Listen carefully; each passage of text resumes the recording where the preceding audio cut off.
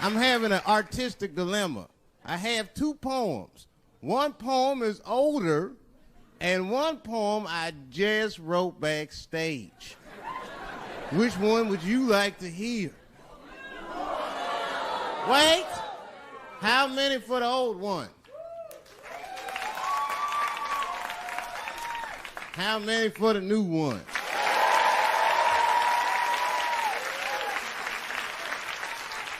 All right, so remember, if it sucks, you ask for it. One night at 3 a.m., I went to the corner store. I forgot why. Oh, that's right, I wanted a bite. I had the munchies because I was high. The store is owned by Mr. Fong, and every day he sees me, he does me wrong. He's Korean. Now, I'd never say I hate all Korean people. I haven't met all Korean people. That hate talks for savages. But even though I don't generalize, I do percentages and averages. So far, I hate 1 out of 5 Korean people I've met so far. So I come in the store. Hello, Mr. Fong, I say, and he just scowls at me and growls at me. Buy something. Hurry up. Now look, I'm not stealing in the least, but if you're shopping and you know someone's watching you shop, that shit'll make you look like a thief.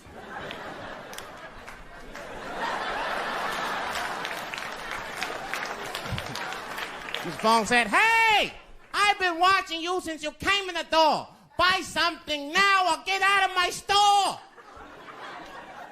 Now, I couldn't take it anymore. Hey, I said, raising my hand, get your fingers out of my face, Chinaman.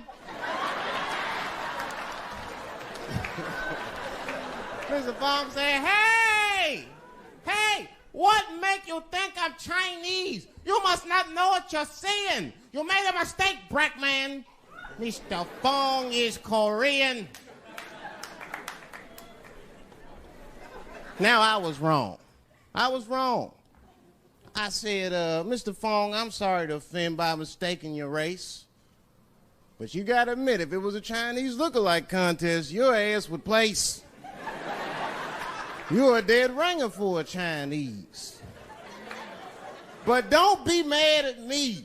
I didn't mean to offend you in the least. You know, some people say all black people look alike. We call those people police. Thank you. Thank you. Oh, yeah. Oh, yeah. All right. Oh, really? Boy. Y'all make it good to come home, boy, I swear. I know, man. It's been a while. DC's different. I've been gone, man. It took me years to be able to do this show, boy. DC has changed.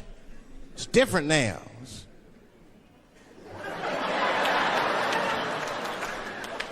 There's a lot of white people walking around, isn't it?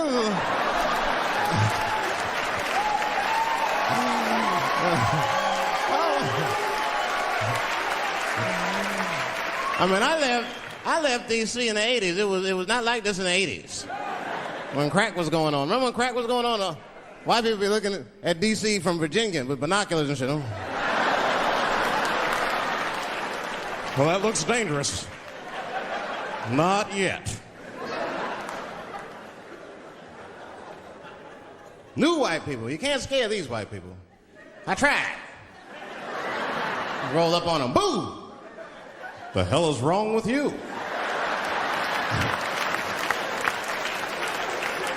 Those days are over.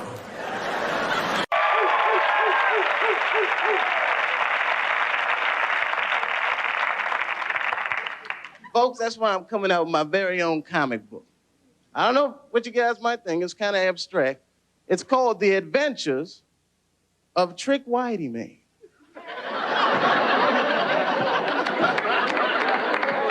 superpowers are he can change from black to white.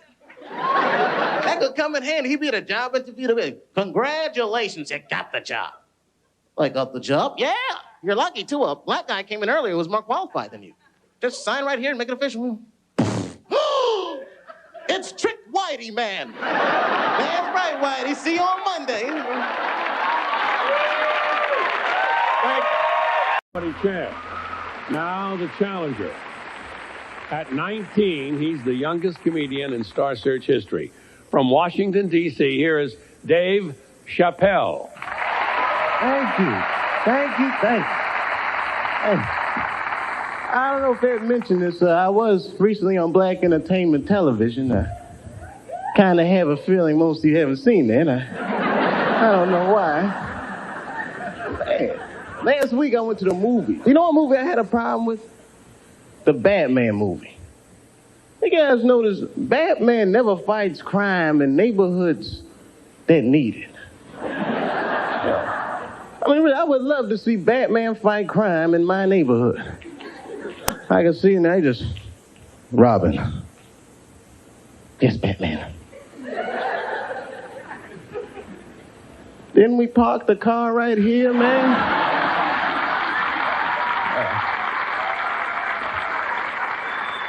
Tell you, man, growing up in D.C., D.C.'s a crazy place to grow. I had like the most dangerous job in the District of Columbia. I used to deliver pizzas for Domino's. They would rob me every day. I had to get a gun, man. Ever seen a Domino's pizza boy with a gun? I used to bust in people's apartments, just, Domino's, freeze! Put the money on the floor, man. Get on the floor. Don't move. All right. Thank you very much. Thank you. Thank you, Dave. Very funny stuff from our comics. Kevin Brennan and Dave Charrelle. We need a decision from our judges.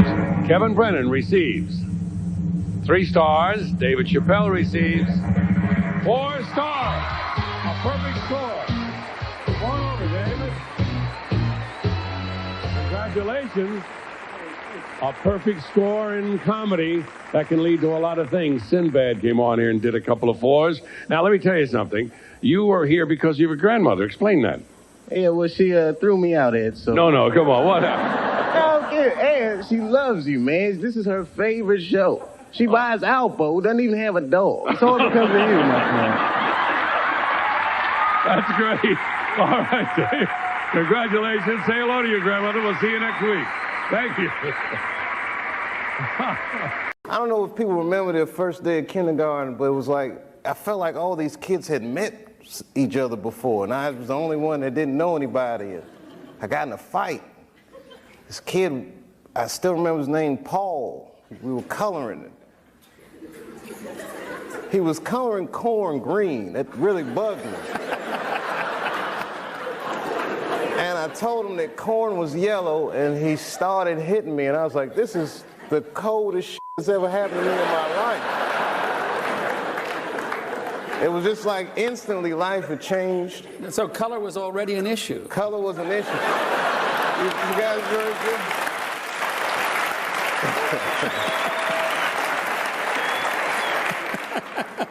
Did television play a role in your life when you were a kid? I watched an incredible amount of television. Before I could tell time from a clock, I would tell it from a television. That I could turn on the TV and say, oh, this is on, it's 7:30.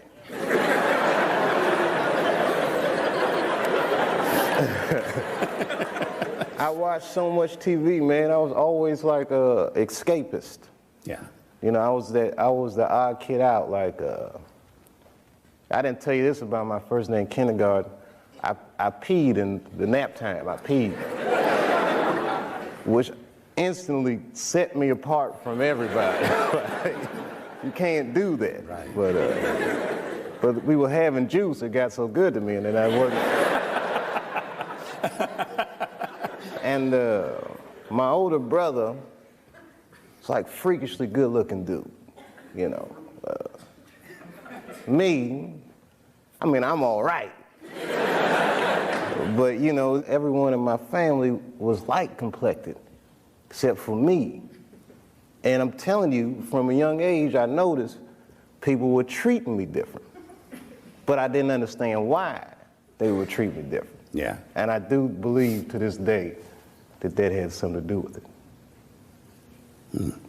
Excuse me.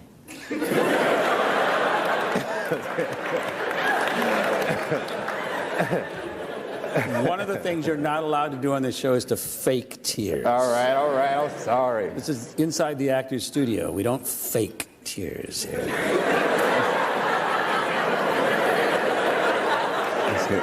It's still fake.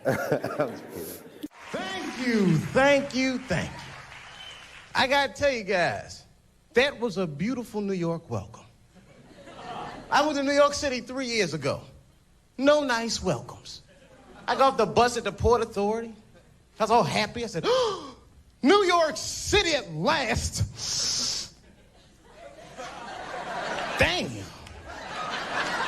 This whole bus station stinks. Nah, it'll probably clear up when I get outside.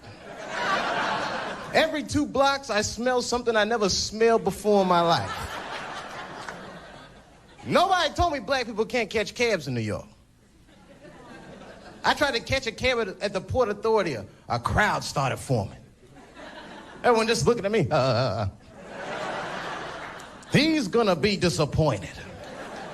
I was all naive. I just, taxi. Must not have seen me. Taxi. No, Brooklyn.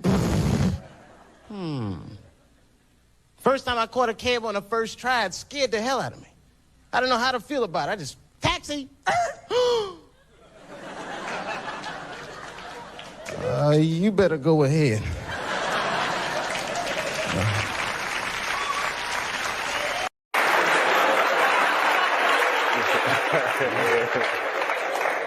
When Martin Lawrence was in that chair, we talked about Blue Streak. I love it. He played a role in your life, I believe. How do you feel about him as a person, as an artist? Martin Lawrence is the guy that showed everybody you can make it from D.C. to Hollywood. And I had a personal stake in his success. Every time he did something, it made me feel inspired and really good. And he was always real nice to me. He'd sit me down, what's going on with you, baby boy? What? We'd talk about comedy, whatever. And, you know, when we did Blue Streak, we were promoting it, and Martin had a stroke. He almost died. And then after that, I saw him, and I was like, oh, my God, Martin, are you okay? And he said, I got the best sleep I ever got in my life. That's how tough he is. So let me ask you this. What is happening in Hollywood that a guy that tough will be on the street waving a gun, screaming, they are trying to kill me? Yeah. What's going on? Why is Dave Chappelle going to Africa? Why does Mariah Carey make a $100 million deal and take her clothes off on TRL? A weak person cannot get to sit here and talk to you. Ain't no weak people talking to you. So what is happening in Hollywood? Nobody knows. The worst thing to call somebody is crazy, is dismissive. I don't understand this person, so they're crazy. That's bullshit. These people are not crazy. They're strong people. Maybe the environment is a little sick.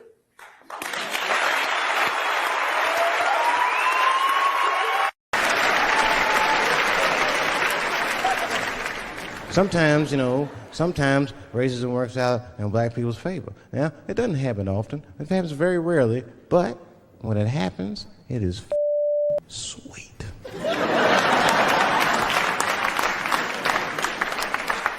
I'm serious. This one time racism saved my life, man. I was on a plane. I was coming from overseas, and I don't know how this guy got a machine gun on the plane, but he stood up, man. He said, "Everybody, get on the ground. Nobody look at my face." I started freaking out because he was Chinese. I was like, why is he talking like that? He was screaming and crying. I was the only brother on the plane. Well, I thought I was the only brother. I looked over, there was one other black dude. He was from Nigeria. I looked over at him, he was looking right in my face, man. He didn't say 2 words to me, he just looked at me, he was like...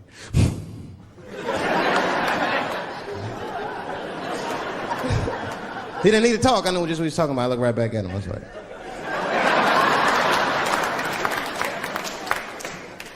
Some white dudes on the front of the plane seen us, they were like, oh my God. I think those black guys are gonna try to save us.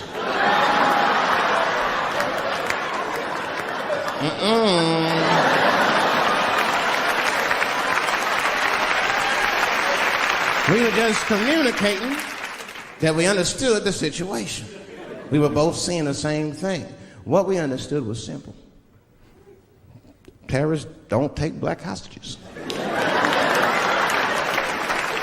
That's the truth. I have yet to see one of us on the news reading a hostage letter and shit. They is treating us good. We all chilling and shit. I'd like to give a shout out to Ray Ray and Big Steve and send some Newport.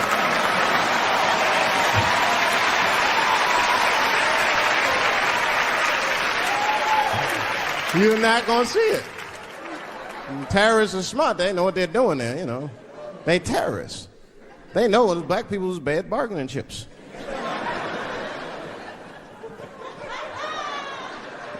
They called the White House and said, hello? We have got 5 black... Hello?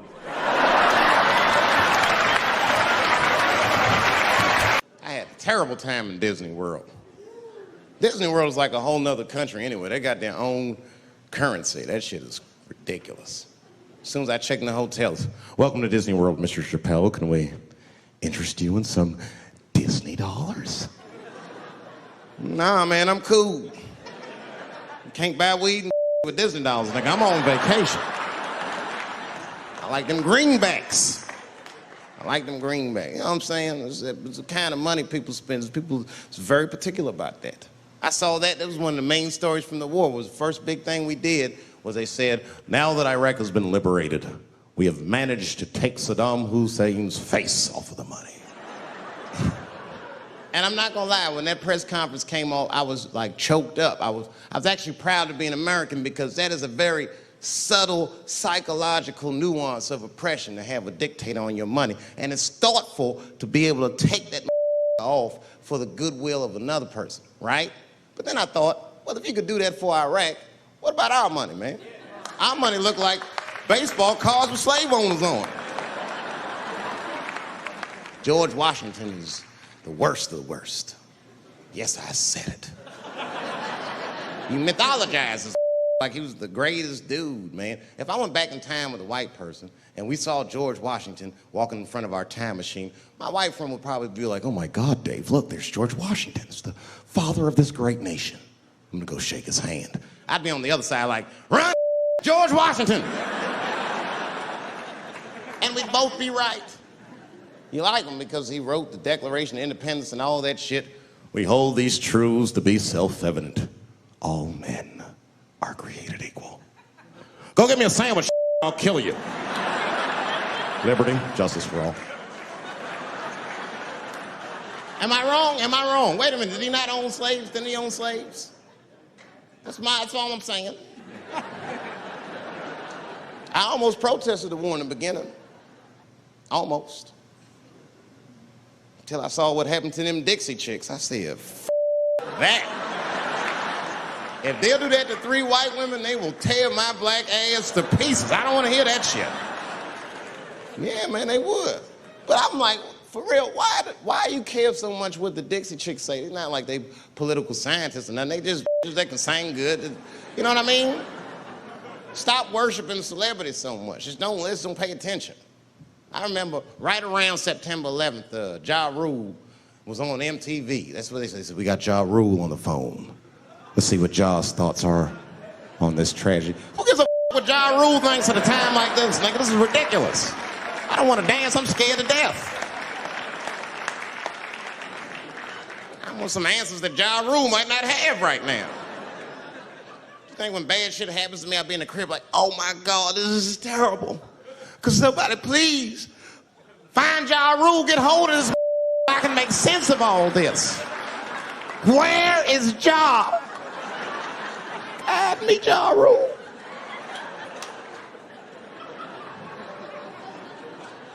I don't even know why people listen to me. I'll say anything, nigga. I've done commercials for Coke and Pepsi. I don't give a what comes out of my mouth. I just say what it takes. Whatever it takes, that's what I'm saying. If you want to know the truth, can't even taste the difference. Surprise! All I know was Pepsi paid me most recently, so tastes better. It's pretty much how the game goes.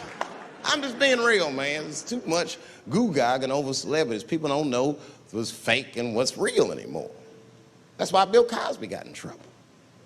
Look what happened to Bill Cosby. Bill Cosby said some real shit, and the whole world freaked out on him.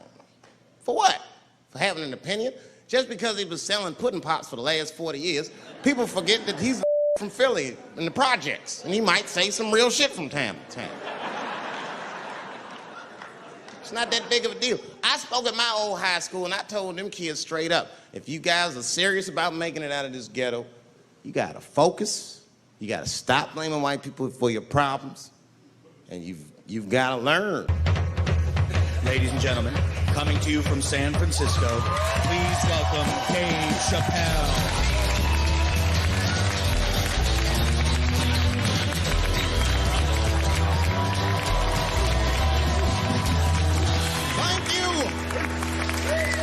Thank you all. Thank you. What's up, San Francisco? I like your city. It's beautiful. Tolerant place. I didn't see much.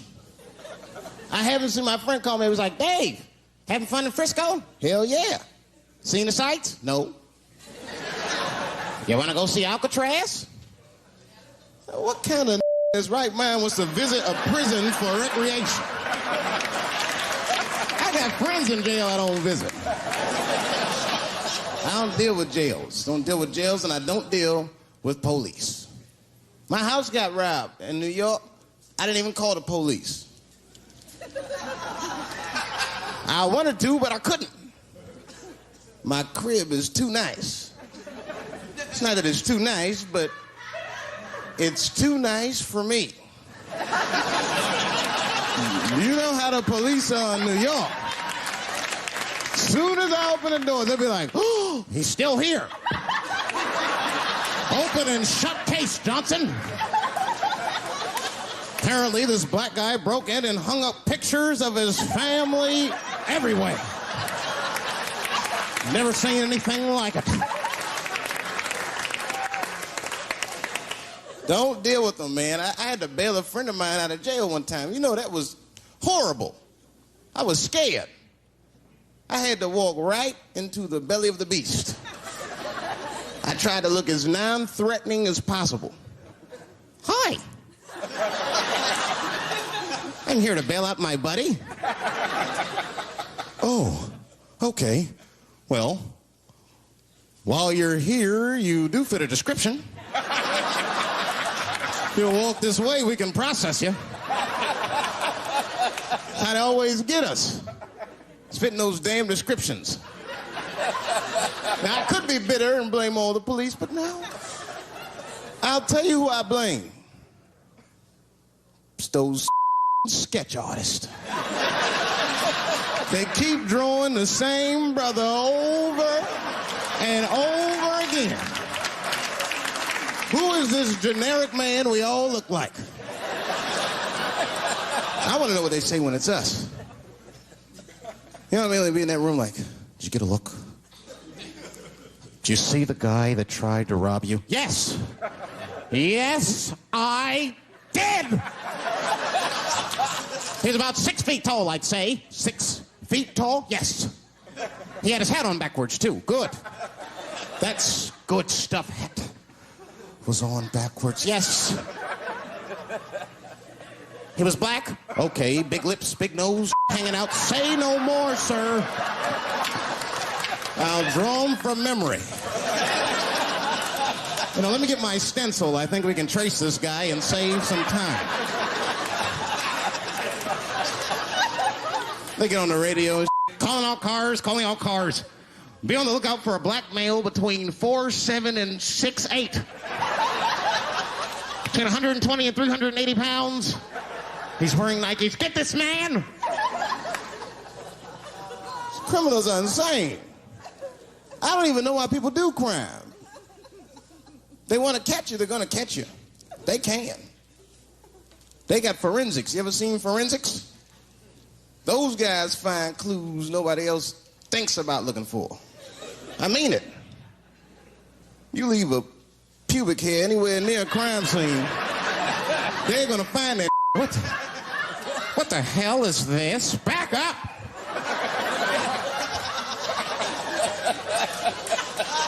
We got a match. Then they look at the pubis and tell all kinds of information. Looks like there was a struggle. Time of death 307. It's amazing. I saw him get a dude one time on court TV. It was embarrassing. It was a sexual assault case. I knew the defendant was lying. I could feel it. He defended himself too hard. He did. His answers had nothing to do with the questions. They're completely irrelevant. They asked him easy questions. Were you anywhere near the crime scene on the night of the incident? Mother, I told you I work at Burger King. He was like,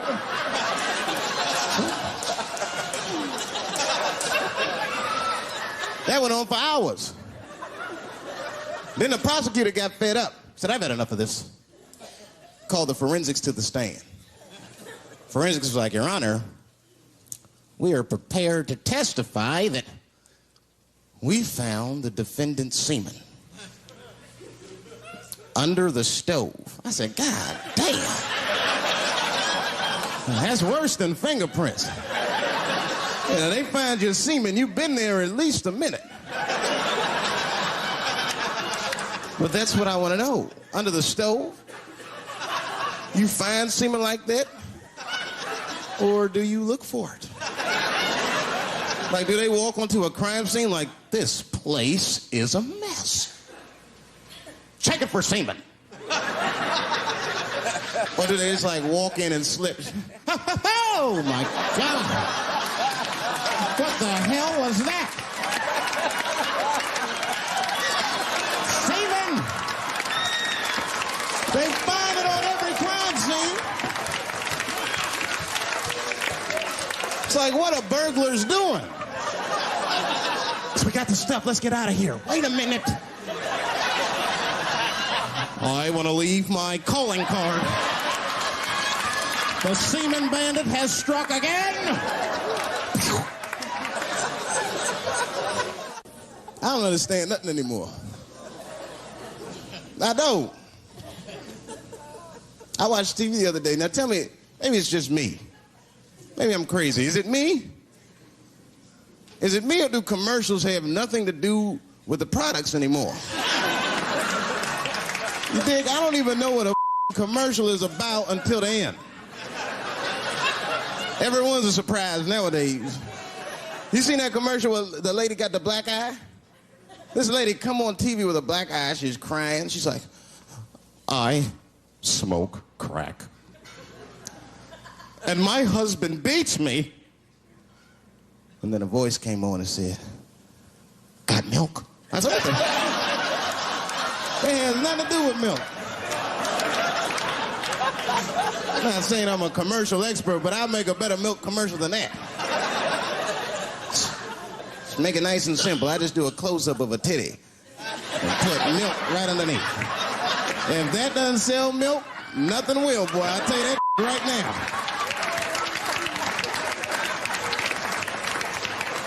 It's 1997. Titties are industry in 1997. They are. I know they are. I'm a customer. I went to a titty bar last week at 3 o'clock in the afternoon. Now, that's bad. That is bad. Because it wasn't like I was out.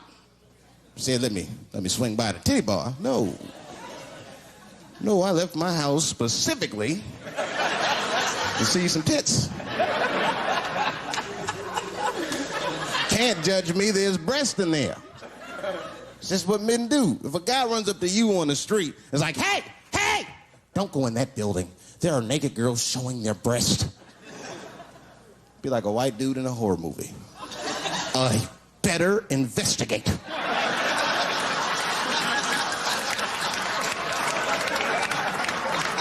I'm gonna want to see for myself.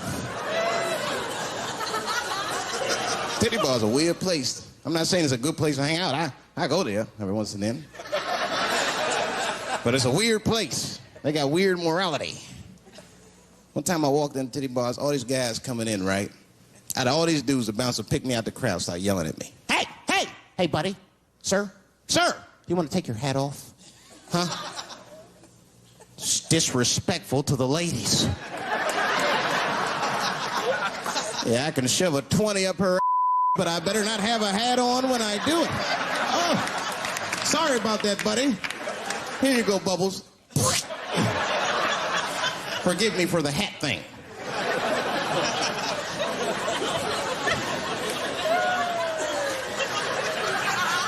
You know why those bars are so popular now? Is because men don't know how to deal with women in reality. So sometimes we got to take the fantasy road. The reality of the situation is very grim.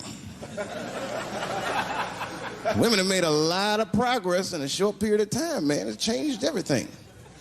Can't deal in relationships anymore. I broke up with my girl. I'm out of Shawshank. I'm free. I don't want to go back. Couldn't even argue with her.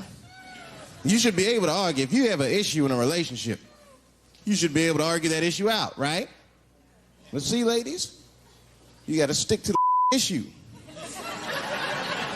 You guys take arguments everywhere just to win them. That's why nothing ever gets done. You be arguing about the dishes, baby. Baby, could you wash your dish at least before you put it in the sink? Premature ejaculator? Damn it. You know, why you gotta bring that up? I don't even believe in that. I don't. If I man, it was right on time. That's the way I see it. As far as I'm concerned, I can't fast enough. I'm sick of being vilified all the time. David, how could you? How could you? I was. Well, what were you trying to do, huh? Well, I beat you. You gotta work on your time, baby. I'm down to a minute 20. They're mad at me because I have different goals in sex. I'm a speed. Just trying to hit my best time. It's like the Olympics. And now for the dismount.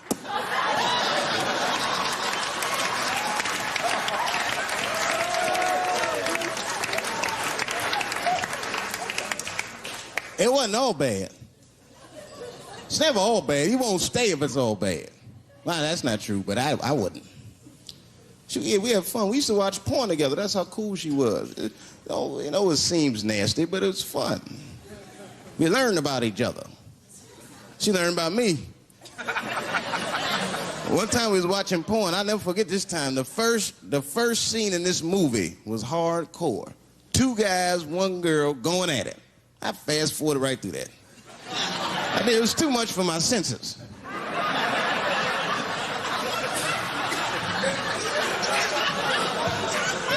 The scene after that was these 2 girls and this guy.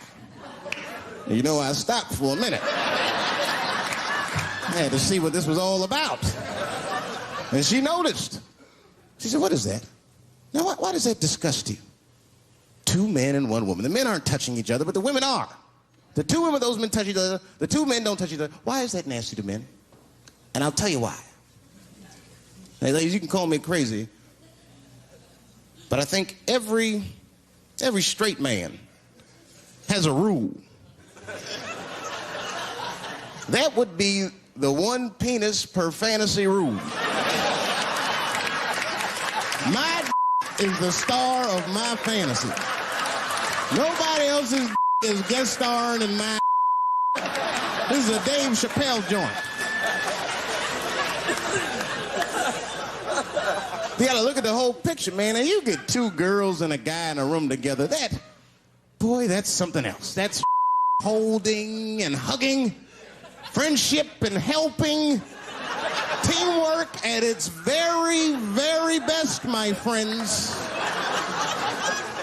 You get two guys and a girl in a room. It's the wrong kind of teamwork. Downright brutal, if you ask me. I'll pull her hair. I'll smack her ass. The poor woman looked like a chicken on a rotisserie and help me! What have I got myself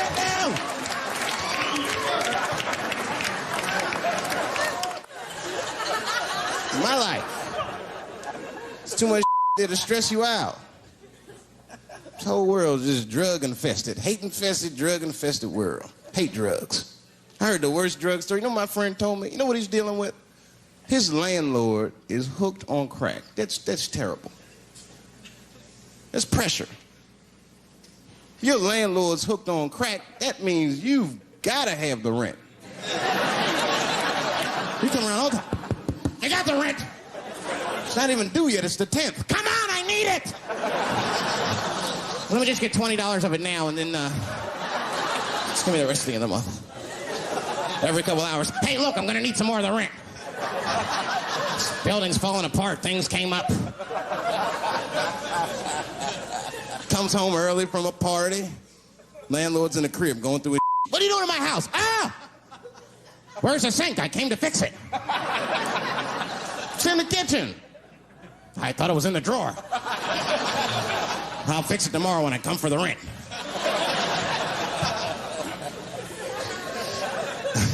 You know what I hate about drugs? I hate when like people my age and older get hooked on crack. I hate that. You're too old to be experimenting with the drugs at a certain point. You should be past that. You ain't doing it by a certain point. You just miss it. Drugs are really for old people anyway. You 75, you've earned the right. If I was 75, I'd do coke, heroin, everything. I wouldn't give a. I'd be walking down the street, they'd be like, boy, that old man is tripping.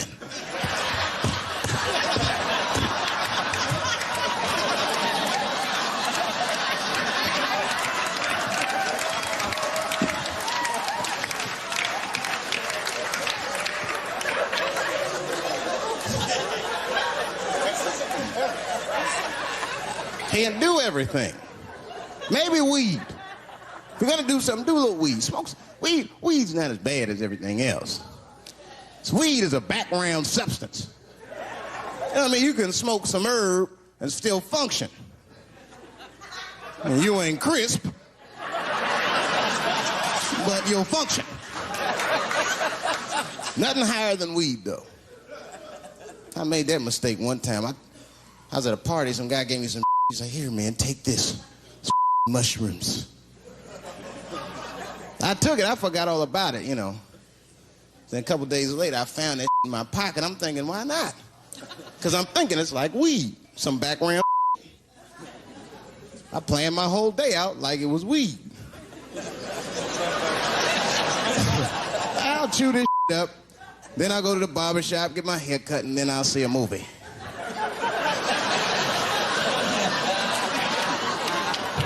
I chewed it up. So far, so good. Then I was in a barber shop like an hour later. And it's funny because I was just thinking to myself, I was like, ooh, this stuff sucks. Tastes like athlete's foot.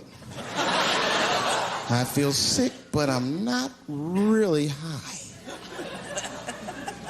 Then I looked in the mirror. I saw the barber's reflection, man.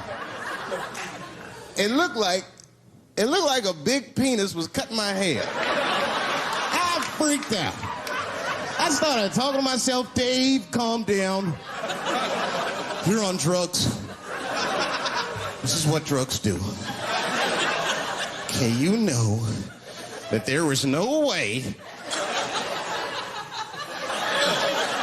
that a penis can cut hair. But I started freaking out, man. I just couldn't take it anymore. I jumped out the chair, half my hair was cut, I didn't care. I didn't, I just gave a barber a handful of money. It was weird, the balls opened up. Anyway, I ran home, man. I ran home as fast as I could. It's tripping. I looked at the clock, it was 2:42. I was like, damn, 2:42. I gotta sober up. I had never been this high this early. I took a shower. I was still high. Said maybe music will do the trick. I listened to every CD I had. I was still high. Exercise, that's what I'll do. I ran around the block 4 times, still high. Took a nap, woke up. I looked at the clock, it was 2:43. I said, God damn. Who did this song? You know, that's just my grandmother used to sing that when she cleaning up. That's a Negro spiritual. Black work song. Not everybody know about that. I know. See, white people, you guys might whistle when you work. You dig? But that's how you can tell what kind of work we're actually doing.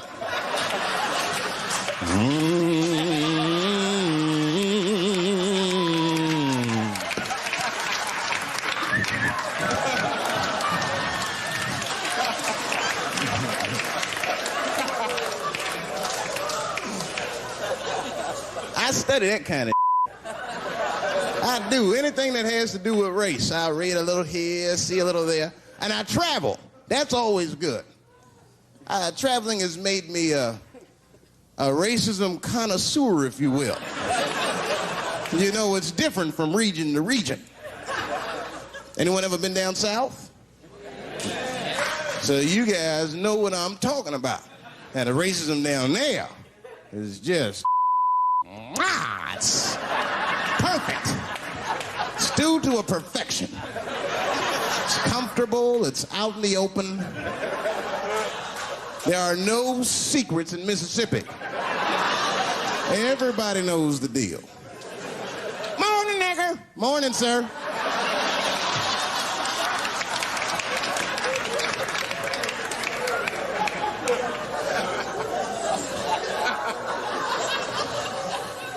Not up here. You hit the big cities, man, it's different. It's always a secret.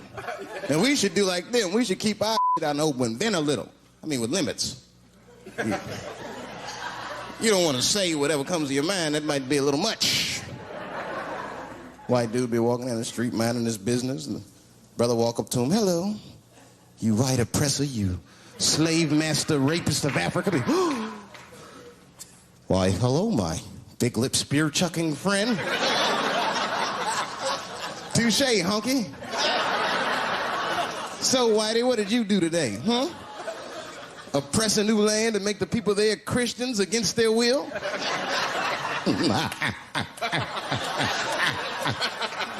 What did you do, fellow?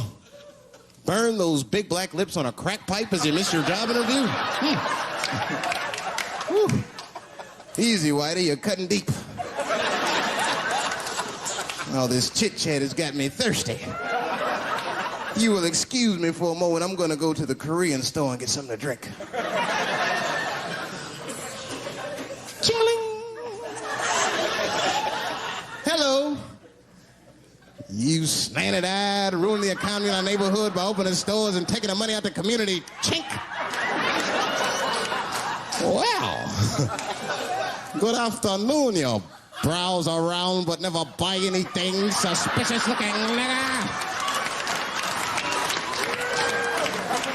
After a while, that might be too much.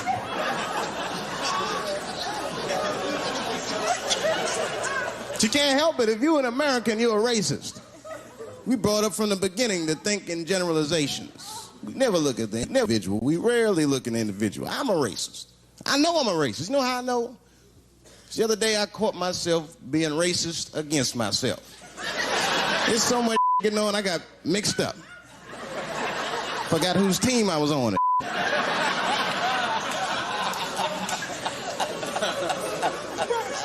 One time I was reading the paper, man, this story came on about this guy was suing a department store because they wouldn't let him play Santa Claus, you know, because he's black. And I was actually, like, relieved when the department store beat him. That's bad. But I wasn't ready for that.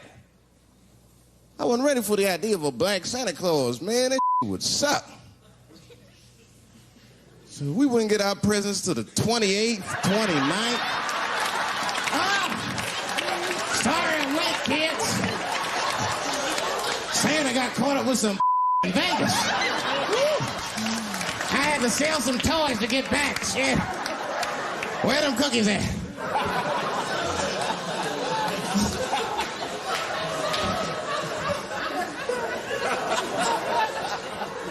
Y'all a great crowd, man. You are. I'm glad y'all came out, man. I'm nervous. I am. Not about the special. I hope this don't make me famous.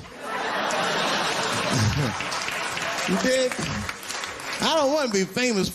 I want people to like me for who I am. Like famous dude, don't never know why people like them. That's why, like, if I ever make it, I'm gonna have to, like, test people. Like if I meet girls, I wear disguises when they first meet me, so they don't know who I am. And then, like, on the first date, I'll call myself, I'll pick you up right from work. And then I'll pick her up in a garbage truck. Just to see how she reacts. And she's like, wait a minute. Oh, do I look like garbage to you? I don't see no goddamn trash need to be picked up here. Get that goddamn truck off my block. Who do you think you are? That's when I take my mask off. Oh, Dave Chappelle. That's right.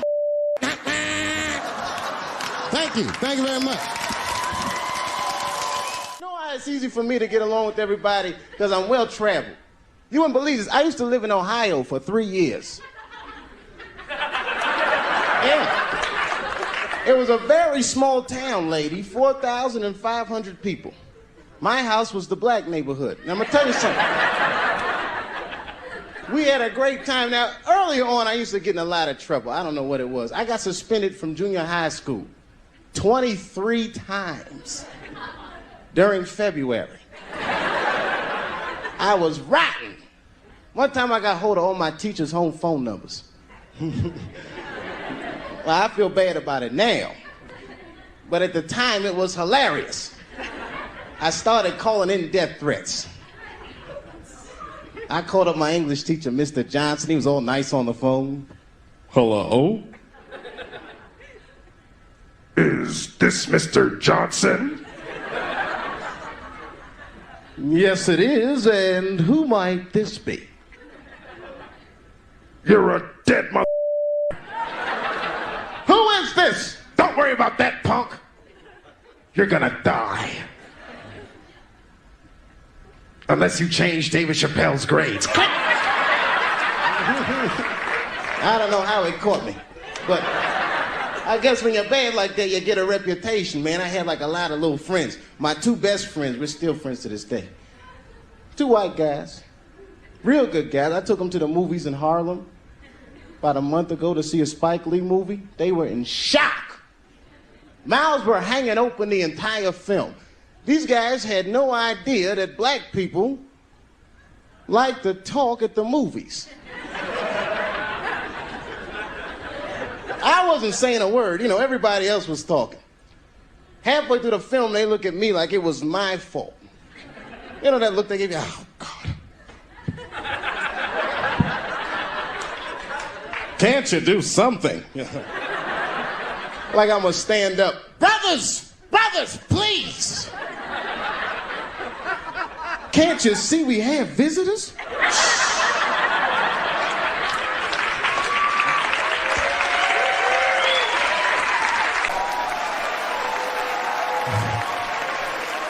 I mean, that's when that white friend comes in handy. Uh-oh, Ernie, you want to get this one? Come on now. Do something. So black people are very afraid of the police. That is a big part of our culture. No matter how rich you are, how old you are. We're just afraid of them. We got every reason to be afraid of them. You know what I mean? Like, you're a white lady. You ever been pulled over before? You know, and then what they say, let me see your driver's license and your registration, right? See, I'm just guessing. That's not what they say to us. Well, you wouldn't believe what they say to us. Spread your cheeks and lift your sack. Like, what the? Excuse me? You heard me. Spread open your cheeks and lift your sack. I got a driver's license, too. There's easier ways to prove who I am and shit. What does that prove? I can't go to the bank like that. Cash my check. What do you mean you don't have any ID? Wait a minute.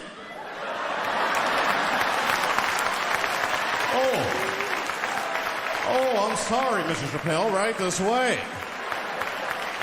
Why didn't you spread your cheeks in the beginning? Scared of them. I'm serious, man. You ever be at a red light, the police might pull up next to you.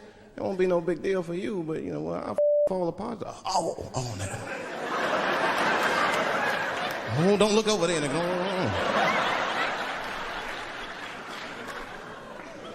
But I didn't always know that was a black thing. It took me a while to figure that out. I learned that shit in New York. I was in New York City. Now, I was hanging out with a friend of mine. He's a white guy, you know. We were just hanging out. And we were lost in the city. You know, we were smoking a joint. Now, I don't know if it's a coincidence that we were lost and high and shit, but... my white buddy, he was smoking a joint. Dave, it's the goddamn cops.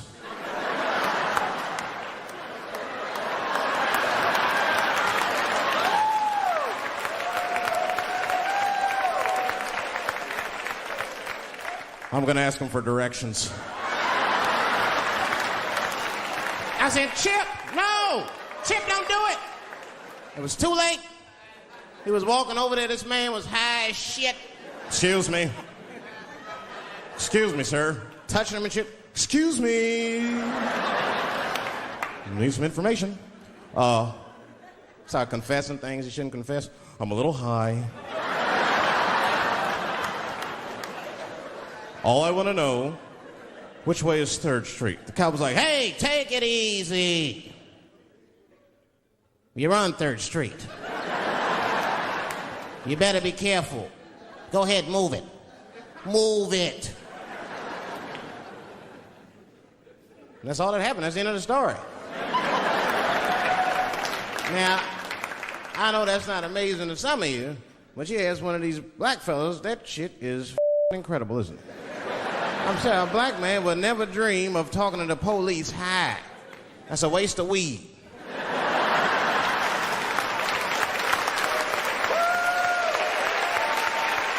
Serious. I mean, I'd be scared to talk to the police when I'm sleepy. They f around, get the wrong idea and shit. Oh my God. That was on PCP, Johnson. I had to use necessary force. You saw him. No paperwork. Just sprinkle some crack on him. Let's get out of here. That's how it is. But at the time, I didn't think there was anything racial about it. I was just like, man, Chip, you got lucky. You better be careful. But then another time, me and Chip are driving. Now, I'm not driving. Chip is driving, and he's driving a little crazy. He'd been drinking. Now, I don't like to let my friends drive drunk, but, you know, I was smoking a joint. I couldn't really say shit to the guy.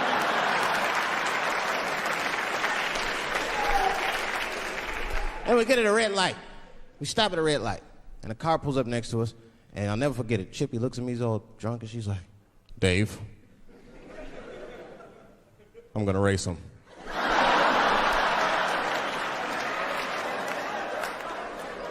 I knew it was a bad idea, but I was high. I tried to explain to him it was a bad idea, but all that came out was, well, sometimes you gotta race, I don't know.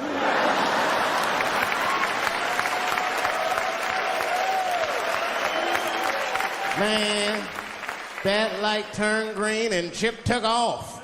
Zigzagging and shit so no one could pass. And the other car didn't even know he was racing.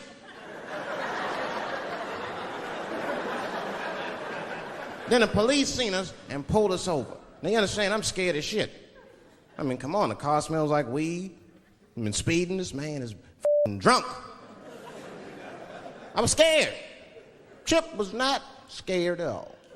It was weird, he didn't even turn his radio down. Isn't that weird a little bit? I mean, if you get pulled over, wouldn't you turn your radio down? Nobody want to get their ass beat to a soundtrack and shit. You know what I'm saying? Chip had the music blasting. We're not gonna take it.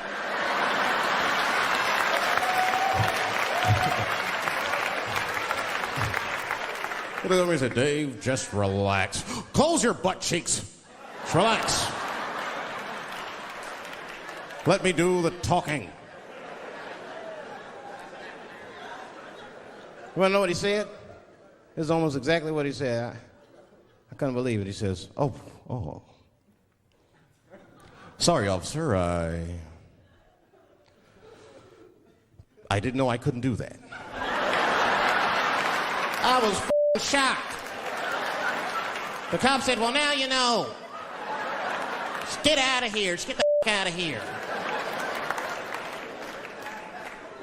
Chip said, okay, I will, sir. Thank you. What? What's wrong with you, Dave? I didn't know I couldn't do that. He said, that was good, wasn't it? Because I did know I couldn't do that.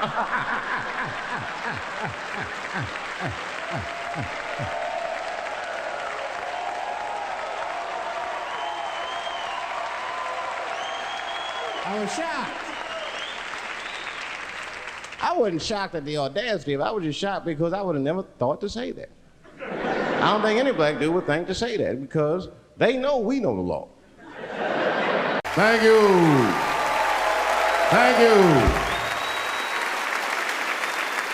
I like not knowing what's going to happen. I like making memories. Sometimes I do all this crazy around my colleagues just so that they can tell their friends I did it. But rather than talk about myself, just briefly, I want to just talk about my genre. Stand-up comedy is an incredibly American genre. I don't think any other country could produce this many comedians. And unbeknownst to many people in this audience, I don't think there's opinion that it exists in this country that is not represented in a comedy club by somebody. Each and every one of you has a champion in the room. We watch you guys fight, but when we're together, we talk it out. I know comics that are very racist, and I watch them on stage, and everyone's laughing, and I'm like, that mother means that.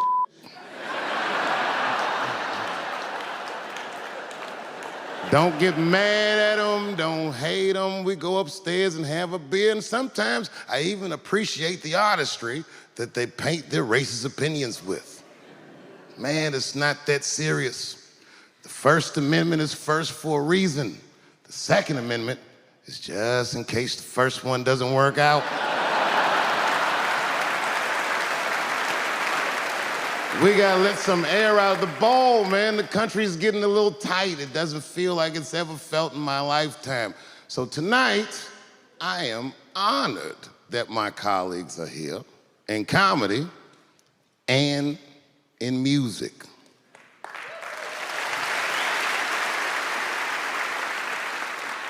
And I want everyone in America right now to look at me. Look at me smoking indoors. I didn't ask anybody, I just did it. What are they gonna do? Kick me out before I get the prize? No, this is called leverage.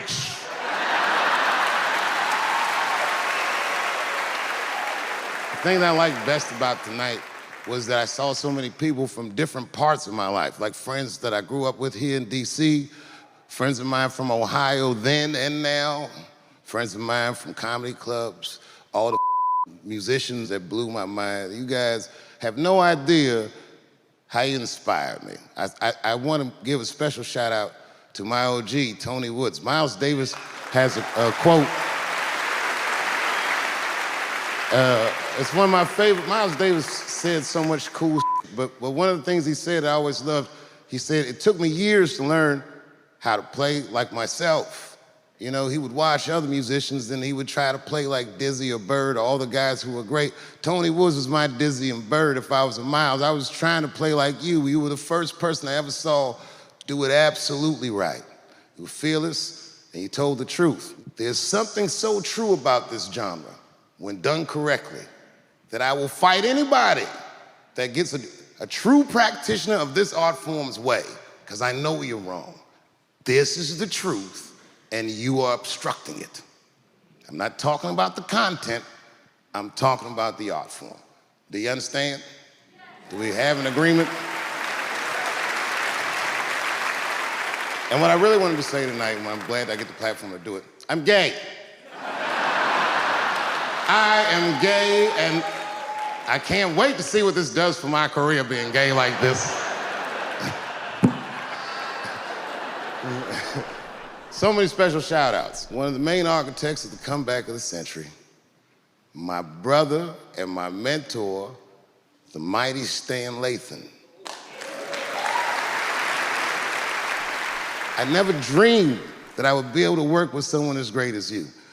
These last 5 specials, straight fire. I wouldn't want to do another special with anybody else but you. So eat your mother vegetables and live as long as you can, because we doing a few more of these.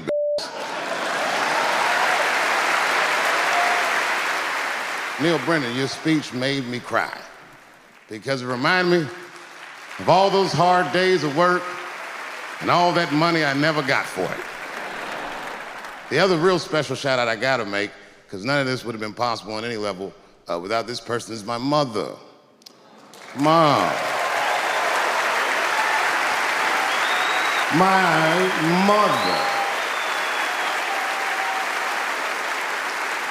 Mom. You have no idea what I put this woman through.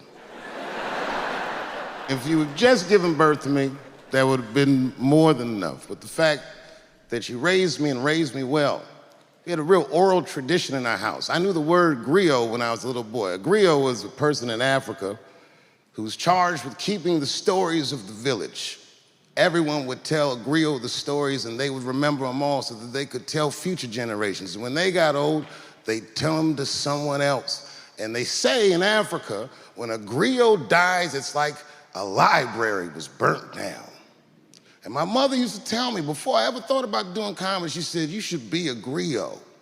And she'd fill me with every story of black life. You know, she's educated in African-American studies, and she would let me understand the context that I was being raised in, that I'm being raised in a hostile environment that I have to tame. By the time I was 14 years old, I was in nightclubs, mastering an adult world. It was terrifying. Crack epidemic was going on, and my mother would hear gunshots outside and be scared to death. Maybe it's my son. But early in my career, if you remember, Mom, you used to sit in the club with me. She'd do a full day of work. You'd be back there falling asleep, just waiting for me to go on. She would watch my show every night. Do you know how long that car ride is home?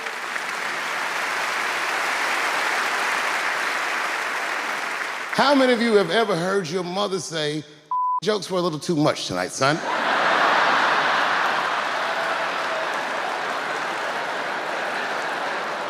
I was a soft kid. I was sensitive, I'd cry easy, and I would be scared to fist fight.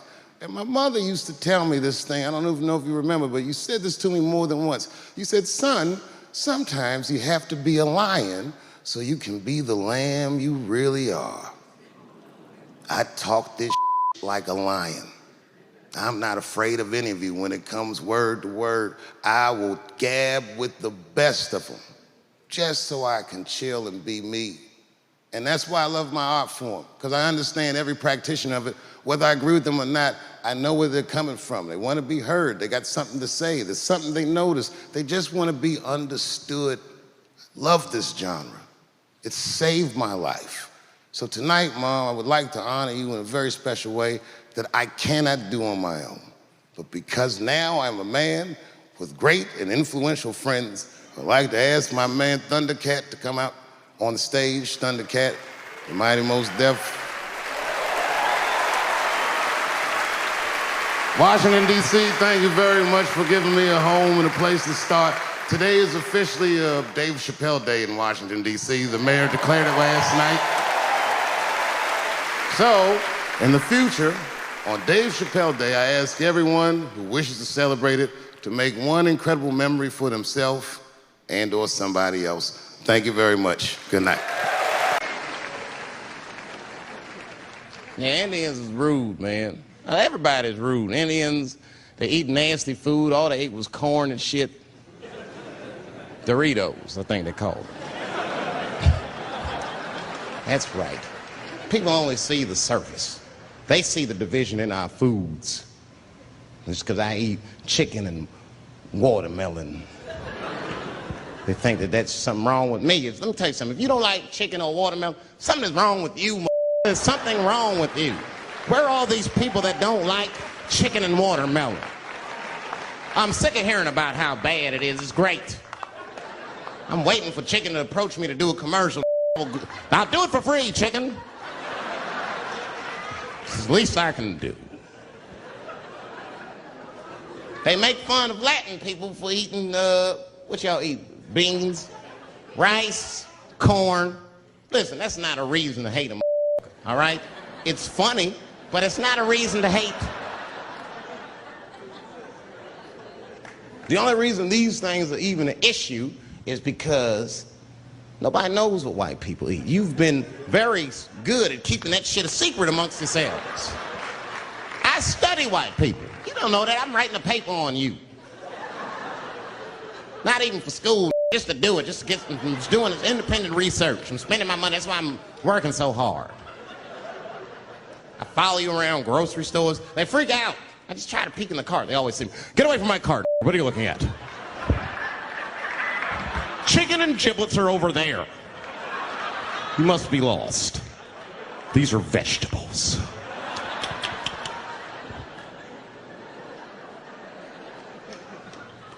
I know what you drink. See how quiet it got?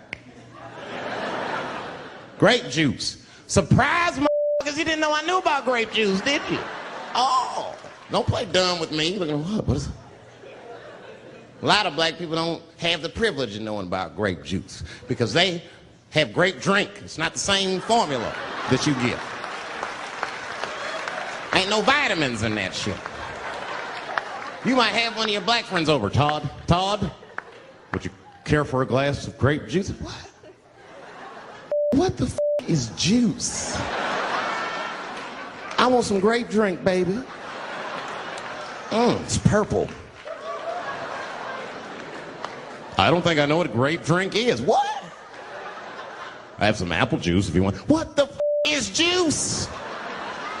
I want some apple drink. Scream.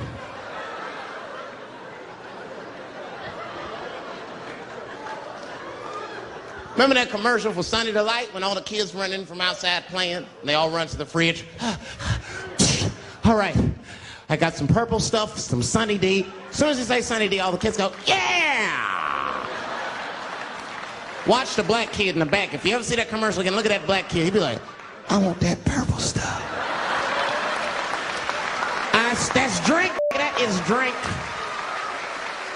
They want drink. They want all them vitamins, and drink. Sugar, water, purple. That's the ingredient, sugar, water, and of course, purple. Every black dude in this room is a qualified paralegal and shit. He knows the law. I mean, if one of us even start to do something wrong, an old black man will pop out of nowhere. Don't do that, that's 5 to 10. Watch out. Well, we know the laws and the penalties. Guy Chip didn't even know he couldn't race. I'm not saying I don't like police. I'm not saying that. I'm saying I'm just scared of them. Nothing wrong with that. Sometimes we want to call them too. Somebody broke into my house once. It's a good time to call him, but house is too nice. It ain't a real nice house, but they never believe I live in it. Oh, he's still here. Oh, my God. Open and shut case, Johnson. I saw this once before when I was a rookie. Apparently this broke in and hung up pictures of his family everywhere. Well, let's sprinkle some crack on him and get out of here.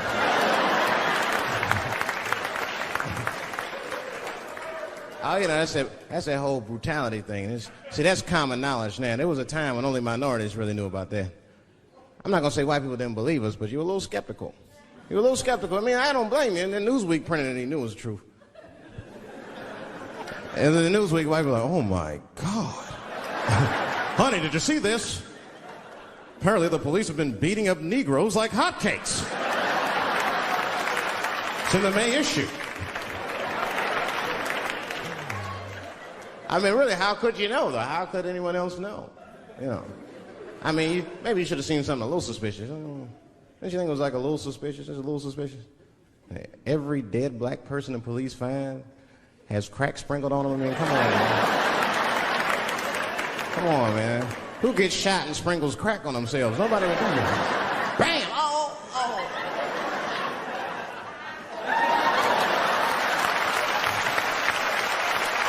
I don't want to leave no mysteries.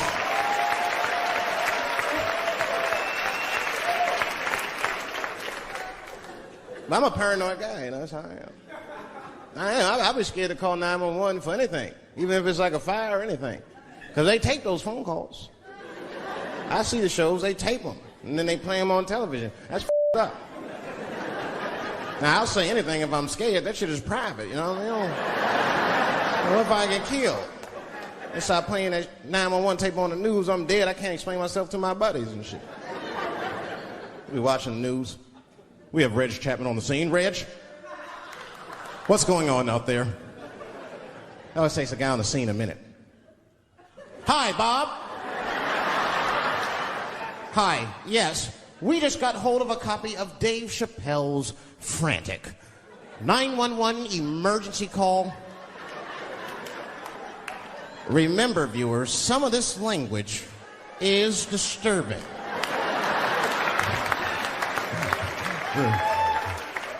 Hello, emergency. Help! Help, motherfucker, they're coming to get me! Just calm down, sir, where are you? Oh, I shit on myself. I can't stop crying. They play that shit 30, 40 times a day. All my buddies will be at my funeral looking at me. You know, Dave shit on himself right before I saw it on the news. Died crying like a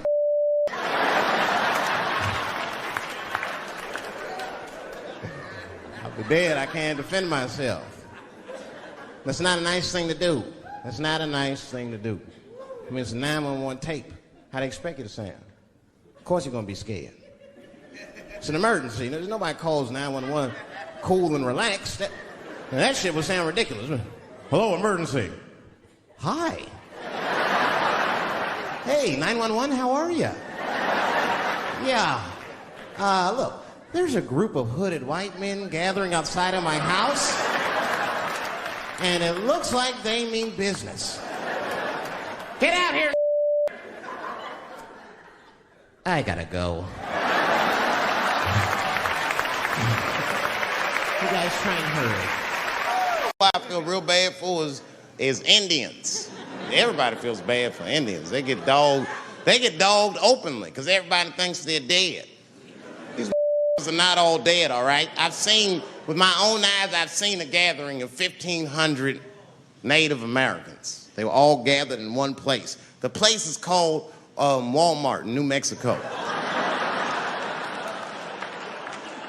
There's Indians everywhere. I'd never seen Indians before. I wasn't even sure if they were Indians. It's f***ed up, but I asked one of them.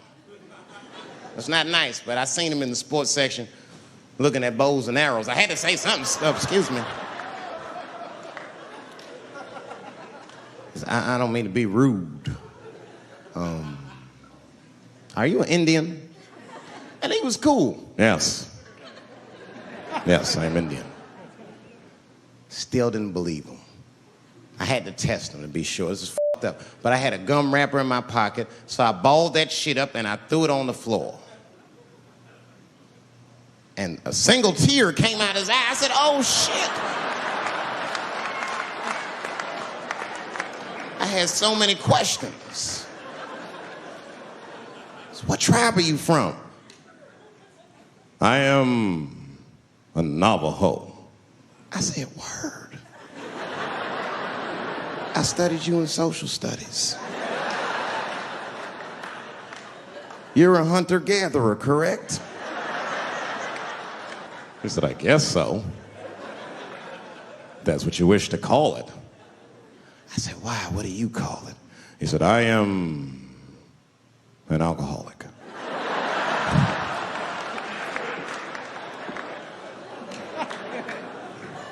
I said, well, what's your name, dog? He said, please. Dog is my cousin. That was a good guess. My name is Running Coyote. What is your name, friend?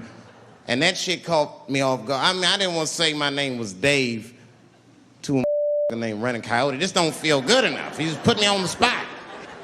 I said, huh? My name, what? Oh, my name's Blackfeet. Then I changed the subject. Forget about me. What's going on with you? I want to meet your chief. Why don't me, you, and your chief and your friends get together tonight? We could have a real live peace pipe smoking ritual. We need to celebrate. Thought you were dead. And he set it up. It was beautiful. It was just like I dreamed. We was all sitting around. Them Indians was beating the drum. Some other Indians came out the back with a long blanket that was folded in half and put in front of us. Opened that shit up, and on the blanket was a long wooden pipe with feathers. And bags of weed were all over the blanket. Chief walked over.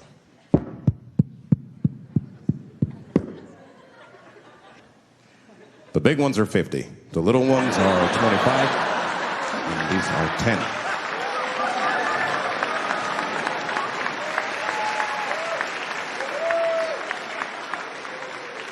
Me and those Indians got high as shit.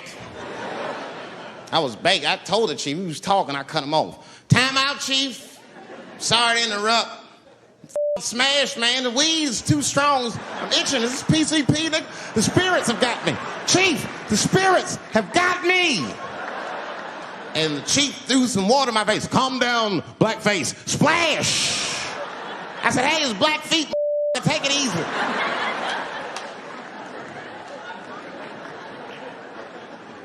Blackfeet, you're welcome to stay amongst me and my tribe for the night until the spirits leave you. And they gave me my own teepee to sleep in, which sounds nice. I personally felt like it was a little fucked up, you know, because they all had houses, man. It's like, why can't I sleep with y'all in the house and watch TV? Nigga, I can't be on this grass all night.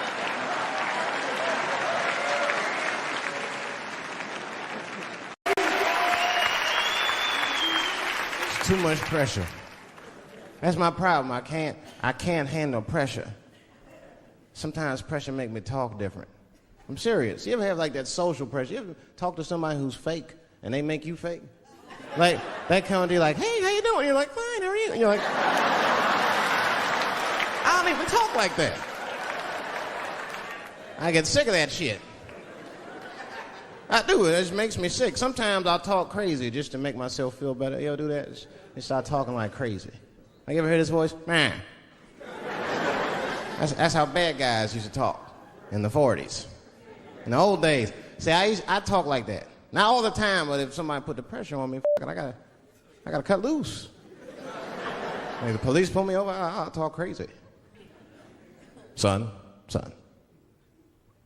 you know why we pulled you over? Nah, because I'm black, see? That's right. Nah. I do it. It's not illegal to talk like that. How do they know I don't talk like that every day? Stop talking like that. Stop talking like white copper. Nah. That's how I talk, see?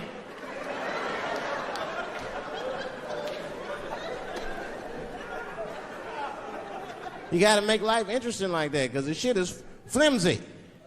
Life is flimsy. You think you're gonna live forever, you ain't not gonna live forever. It's dangerous out here. We know what's going on.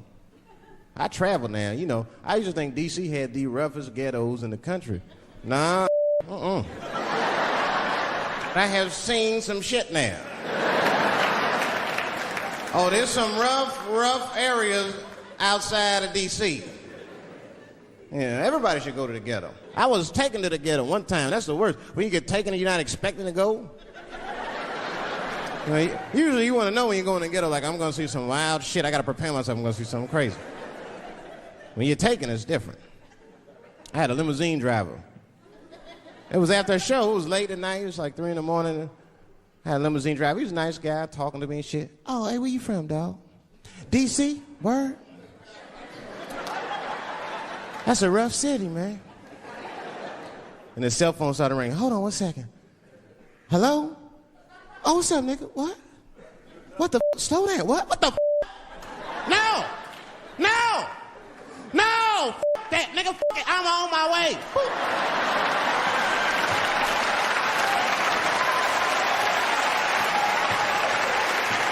Hey. I gotta make a stop real quick. At 3 o'clock in the morning. I didn't know he was taking me to the ghetto at first. I started looking out the window. I was like, what the f? Gun store, liquor store, gun store. Where the f are you taking me? This don't look good. He didn't say shit. He just pulled up in front of an old rickety building that looked like a project. Now, I'd never been there before. I'm not sure if it was a project, but it certainly had all the familiar symptoms of a project. A fucking crackhead ran this way.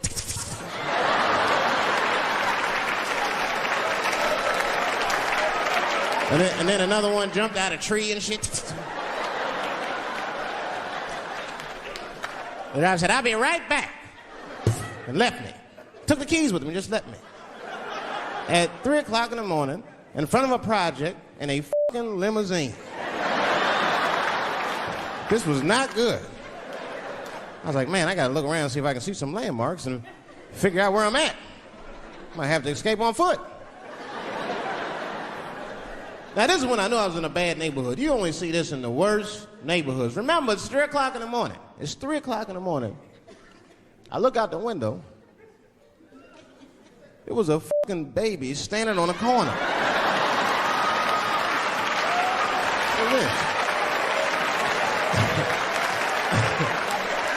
And the baby didn't even look scared. He was just standing there.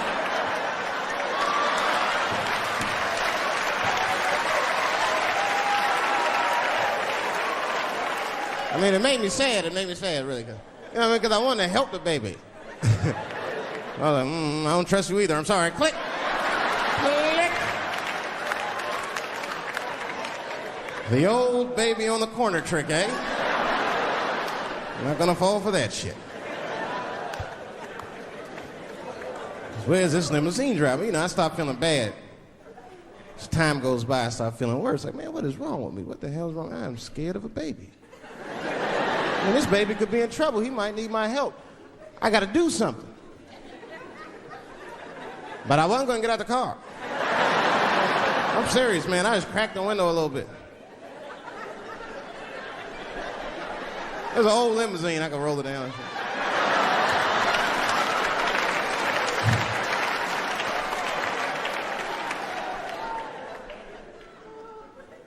Hey, baby. Baby, go home, man. It's 3 o'clock in the morning. What the f*** are you doing up? The baby said, I'm selling weed at O's.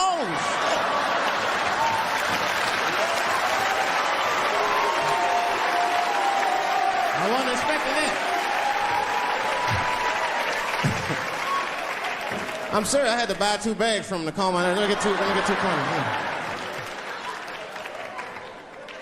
Got back in the car and rolled me a joint, man. So, That shit was scary, man. Every once in a while, like a crackhead would come up to the car and look in the window. It was like Jurassic Park and shit. He'd be looking on the car. Hey, get out of here, cracky. That baby was still standing there, man. That's what Then I started feeling bad again. Yeah, weed make you feel guilty sometimes, you know. Man, what is wrong with me, man? I have just bought weed from an infant. I can't condone this kind of behavior. What am I thinking? I can't let the fear ruin my morals. Gotta do something.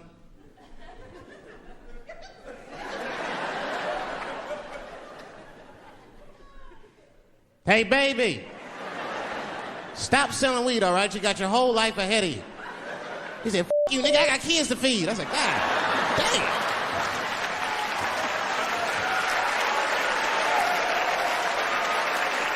Sad. And just at that very moment, one of the crackheads was running across the street and got hit by a car. I know it was a hit and run. The police did it. That's all right, they sprinkled some crack on him and got back up.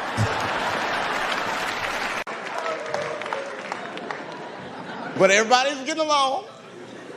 I see that shit, I see it all around. Blacks and whites don't fight so much. You know who don't have no beef with anybody is Asian people. I see how y'all be doing. Y'all just lay in the cut. Only people Asian people beef with is other Asian people. Like if you call a Korean guy Chinese, I've done this. They will flip out, hey! What make you think I'm Chinese? I am Korean. I look Chinese. Yes, you do look Chinese. That's why I said it. It's an accident. Nigga, to the untrained eye, you all look Chinese to me. It's a mistake. I'm not trying to offend you. Some people say all black people look alike. We don't get bent out of shape. We normally just call those people police, okay? Just learn to live with it. That's all I can tell you. Everybody's afraid of police now. I'm scared to death of these police. I am. I got a police scanner. First money I got, this is the first shit I went out, bought me a police scanner. I just listen to these before I go out, just to make sure everything's cool. You hear shit on it. Calling all cars, be on the lookout for a black male between 4'7" and 6'8". Staying in the crib tonight. Thank you. Thank you very much. You know, God damn, it's a lot of pressure. Lay on for me.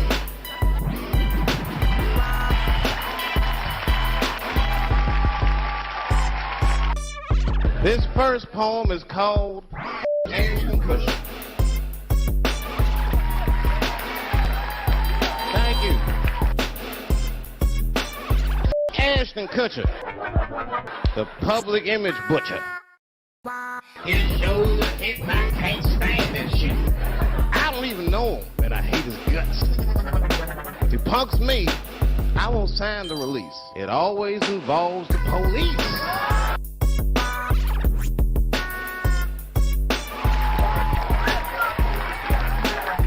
You be having all them white folks at home rolling. Brandy, did you know that jewelry was stolen?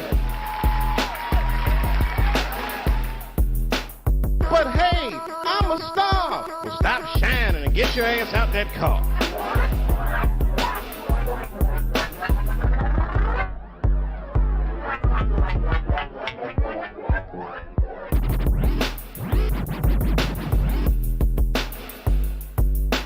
Busted his house with some ski masks on, put a gun in his mouth, and turned on the lights, and just when he screams, I'll yell out, "Side!"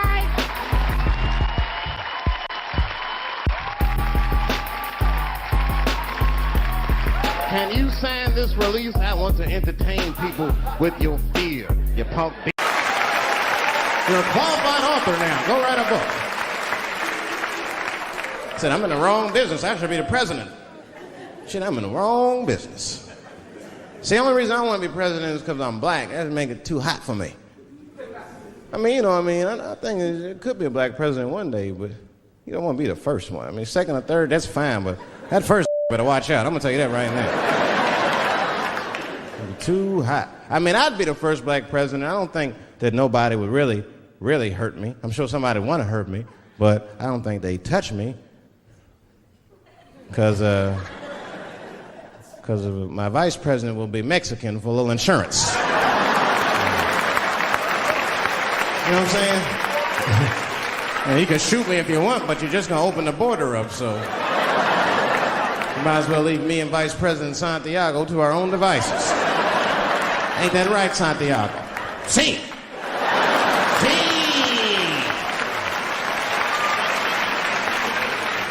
Elian can stay. Don't worry, I don't got no Elian jokes. All I'll say about Elian is thank God he's Cuban. Because if he was Haitian, you'd have never heard about his ass. No disrespect. No, he's right. He's recording me. She's violating my personal space. Wait a minute, baby. No, shut the up. My man. No, we're not doing that either. We're not doing that either. We're not doing that either. Put your calls back in. Put your calls back in. Come on. My man. Sure, go ahead. My man. No, babe. No, I didn't tell him. Babe. I'm sitting right here. Babe. I'm sitting right here. Are you grabbing?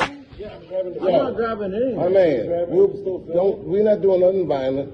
Okay. There's some violence going on here. Y'all come up to me. We came up. Are you still recording right now? Bye. Excuse me. Take care. Get up. Mo, He's still recording right now. No, he's not. Bye. Is that why you're tilting the camera right now? Or you're not. Show them. Dude, I don't need y'all up in my space. Just put your phone away. Hey, they're in his space. Listen to me. I will. Hey, stop. Listen to me. Tell you right now. Why? Chad, come on. I'm walking out. No, come on, let's go. Yeah, we're leaving. We're leaving.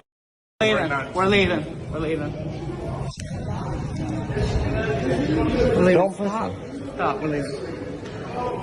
If anyone wants to disrespect me, does anybody want to disrespect me, push me, anything? Hey, listen, bro. Listen, you need to go right now. Why? Hey, Because let's go. Let's go. Okay? Yeah, we're done.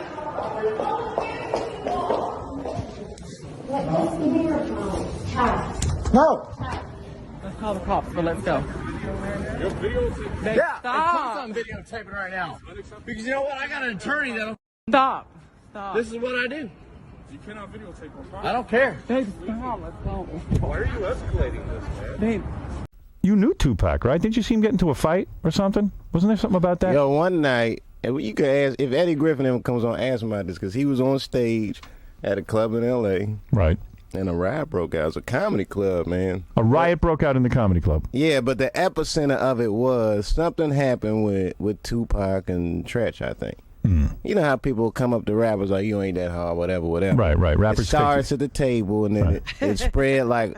So Eddie Griffin's doing his stand-up act. Tupac gets into a fight with... Tretch. Yeah, right. Yeah, no, not fighting each other, though. But they're posses. Groups, they're people. Right, and it broke into an old Western bar fight. Like, chairs is flying, then the pistols come out, and then the stampede starts, baby. They was running like hotcakes.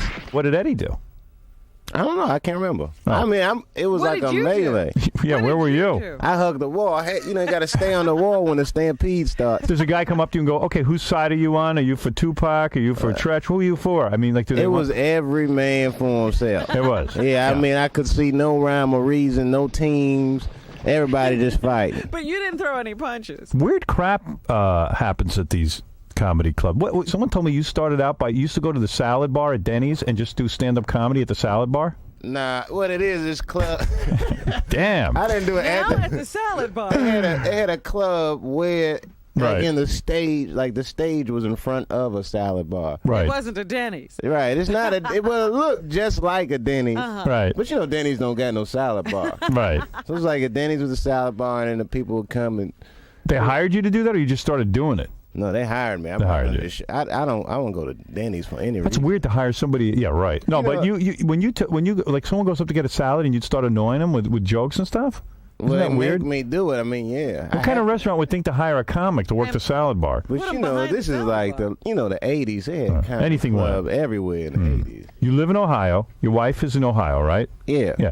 Now you're here you're going to be doing your stand-up next week at Caroline's. You're shooting a movie in Canada? Right. Well, this is the thing, right? See, sometimes when I'm gigging, I just be in a place for one night. Right. Because we got the baby, forget it, man. Right. She's going to stay home. Right. But if I'm in a place for a chunk of time, she'll usually come meet me. Is she up in Canada with you? Yeah, she's going to come up. I don't start. I've been rehearsing now. You're married, what, 5 months now? 5 months, man. It's happening.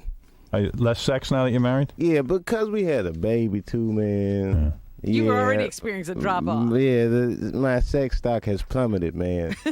I'm down there. It's hard to, but it's all right. So what do you do? How old's the baby? Oh, he's 5 months. He's as old as my marriage, as a matter of fact. It's kind of a rush. Some said, So what are you doing? You go to strip clubs a lot, right? I don't go anymore. I don't like the irony in them places. What do you mean?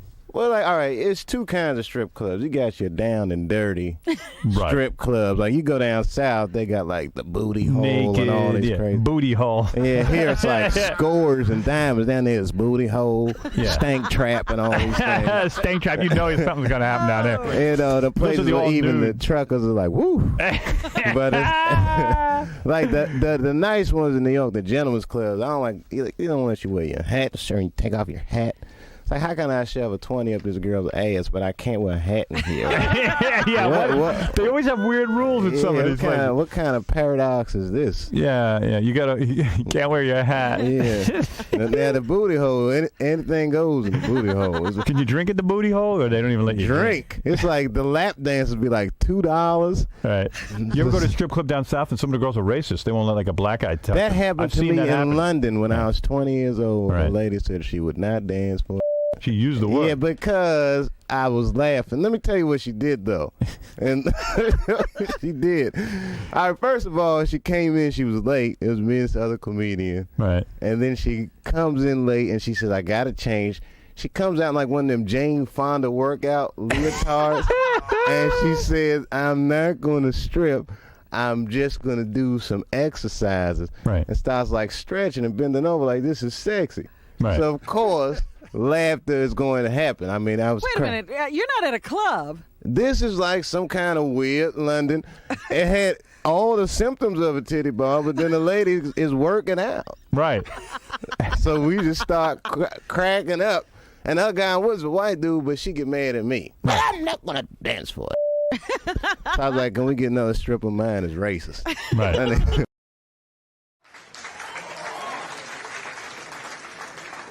All right, here's the story. I started doing stand-up comedy when I was 14.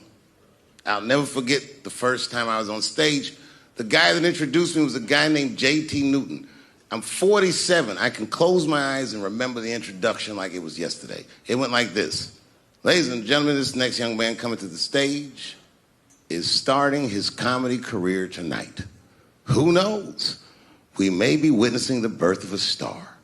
Please welcome Dave Chapel.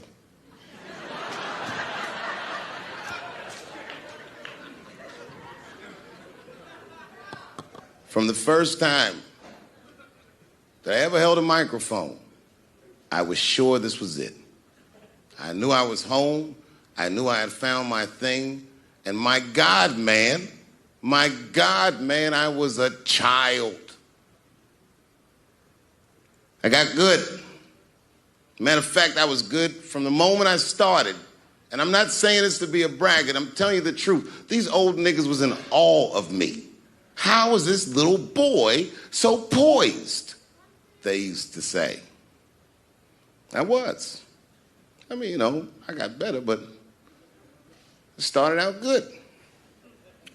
About a year into it, when I was 15 years old, I had written a joke during the AIDS epidemic about having a Goodyear condom. Something, I don't even remember the joke. Something about an industrial strength condom by Goodyear. I just remember all the comedians really liked that joke. And there was an older comedian. And he came to me one night after the show, after he saw the joke, and he said, listen, I got an audition at another comedy club, and I was wondering, do you mind if I do that joke? I just want to borrow it. Now, I'm a kid. I don't know any better. I'm like, borrow it? Well, I guess, sure, if it'll help your career. I let him do the joke. And then weeks later, I was waiting to go on in a comedy club, and he went on before me, and he did the joke. And after the show, I pulled him aside, and I said, hey, man, I don't mind you borrowing my jokes, but you got to give them back. He said, oh, I forgot to ask you. He goes, let me buy that joke from you for $50. And I said, man, I'd do it, but I'm just starting out. I need all the material I can get. The idea being that the more material I can accumulate, the faster I'll be able to make money for my work. I said, I can't do it. I want my joke back. I'll never forget this. Remember, I was a 15-year-old child. This guy was a grown-ass man. He stood up over me so I could see how big he was. And he said to me, really? I can just take it. And he did. I got scared because I was a child. But I never forgot that. I never forgot that. I was 15 years old. I'm 47 now. I think about this guy all the time. When I look at my own kids and I see how young and innocent they are, I can't believe someone did that to me. And I don't think about it every day because that was the worst thing that happened to me. I think about it every day because that was the first time that someone ever did that to me.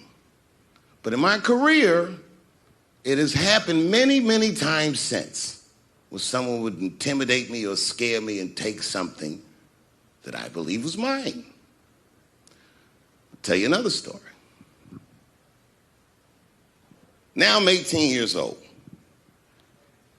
I'm living in New York City, and I just finished my first road tour, which was a very difficult tour. I'll spare you the details. Now I'm back in New York, but my rent is paid, thank God.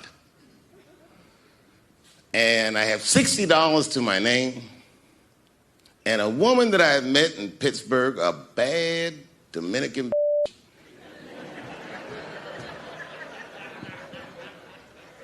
was coming to New York. She was going to spend the weekend with me.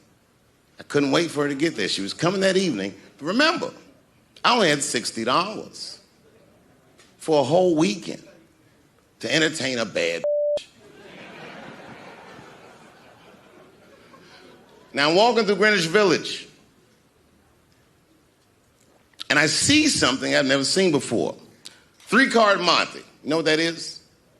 Yeah, the guy had the whole thing. The table was set up, and he had the 3 cards, and the crowd was hooting and hollering, and he was like, find the red card, find the red card, and people were playing. Sometimes they win, sometimes they lose, but it was really exciting, and I'm standing there watching it, and I noticed while I'm watching them play this game that the red card, the one you're trying to find, had just a little bend on the corner. And I'm watching it, and I'm like, yo, this guy doesn't seem to know that red card is bent. I'm going to beat this mother. And I walked up to the table, and I said, let me play a hand. And I put my last $60 on that table, and he starts to shuffle and find the red card, find the red card. And I kept watching that bent card go around the table, make sure I kept my eyes on that bent card. And when he stopped shuffling, and he said, find the red card, I pointed to it with confidence. Here it is right here. And he flipped it over, and it was black. And he took my money. I couldn't believe that. How did this do that? Was that magic or sorcery? I was confused. So you know what I did? I sat there, and I watched him for a real long time play the game.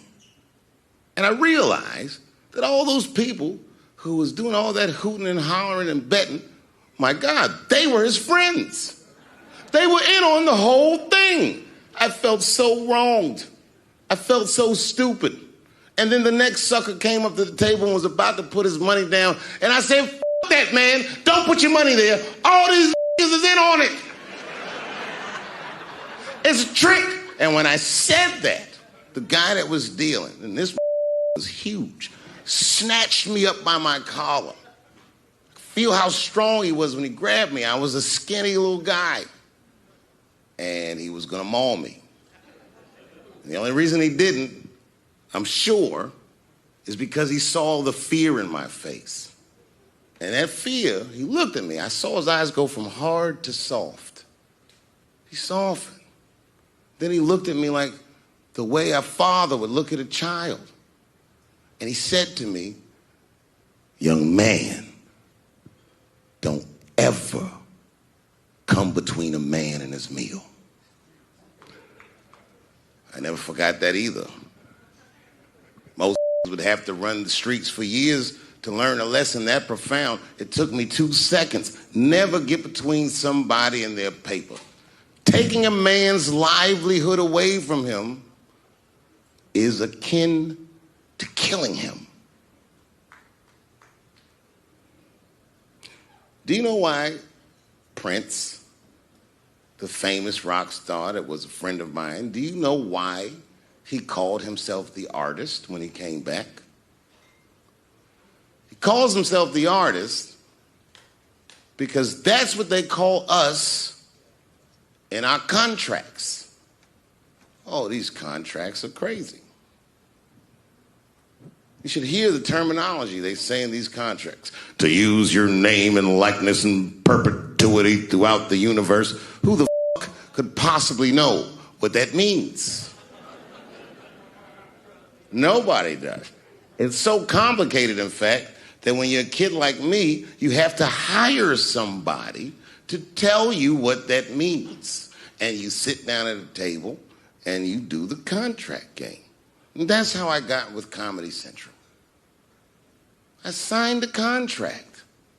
But I signed the contract the way that a 28-year-old expectant father that was broke signs a contract. I was desperate. I needed a way out. And it wasn't good money and it wasn't good circumstances. But what else am I going to do, I said. And all these white people sitting at that table told me, trust us, Dave, it's a good contract. And I looked around the table and they all seemed to agree it was a good contract. But what if it was like that game of 3-Card Monte? What if they were all friends and I didn't know it? And the bag of money was Iceberg's money in the first place. What was I talking about? What was I trying to tell you? Last week, 2 weeks ago, whenever it was, I call Lauren Michaels and I tell him, okay, I'll do it. I'll do Saturday Night Live on election night. And the day I made that phone call, the day I committed to it, it gets announced that Netflix is streaming Chappelle's show. Not just Netflix. HBO Max is streaming it too. Let me tell you another story about HBO.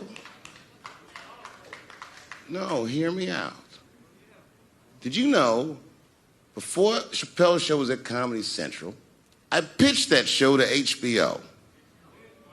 I told them what I wanted to do. Now, these are executives. All they have to do is say, yeah, we'll take it, or no, thank you, we won't. But they didn't say either of those things. They went too far. They said, literally, what do we need you for? That's what they told me, as they kicked me out of the office. What do we need you for? And here we are, all these years later, and they're streaming the very show that I was pitching to them. So I'm asking them, what do you need me for?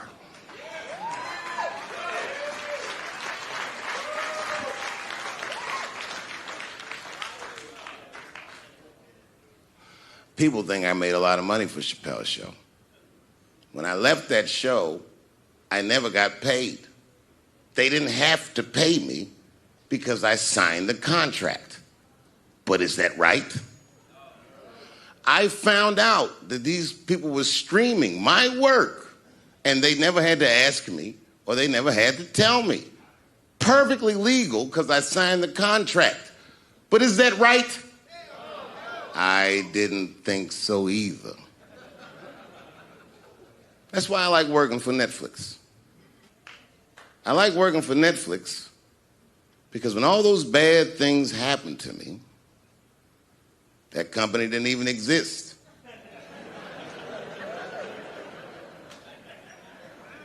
And when I found out they were streaming Chappelle's show, I was furious.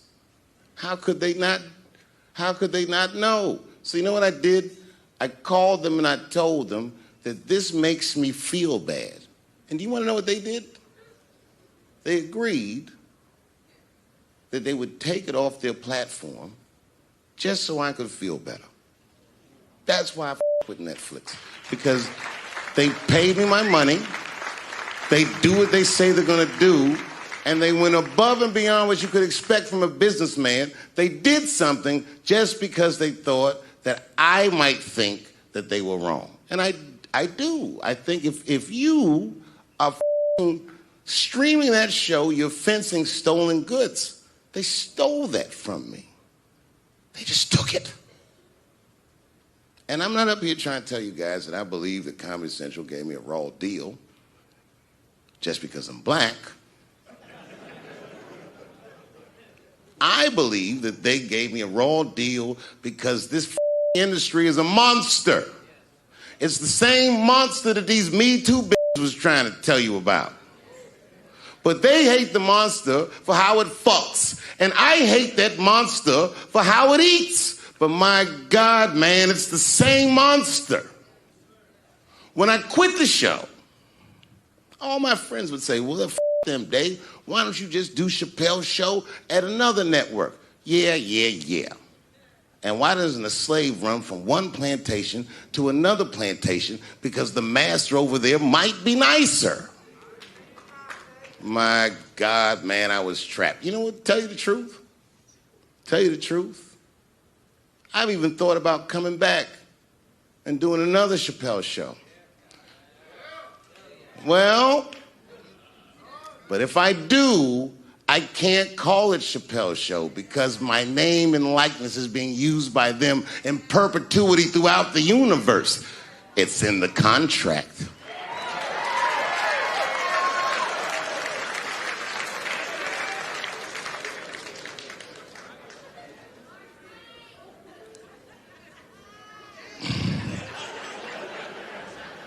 You're not supposed to do this in my business. I'm up here doing something that nobody else in this business has the balls to do. I'm telling you something that you need to know. I'm trying to explain to you what you're seeing. You don't understand what you're seeing.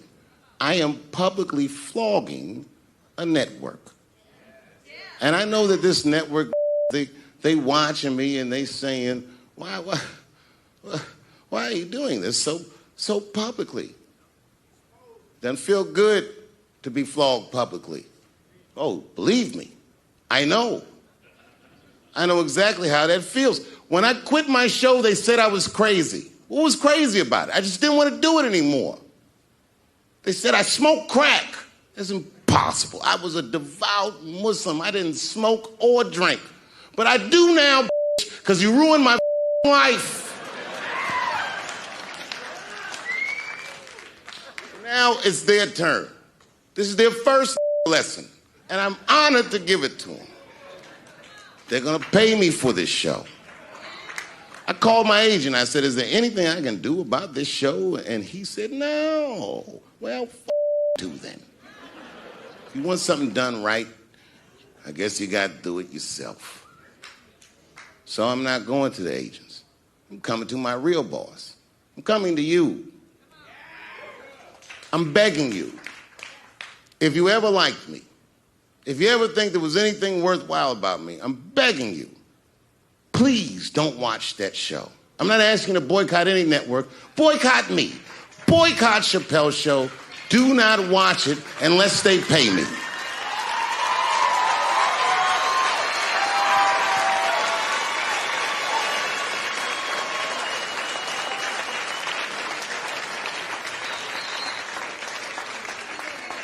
If you're a shareholder at Viacom, then I'm talking to you.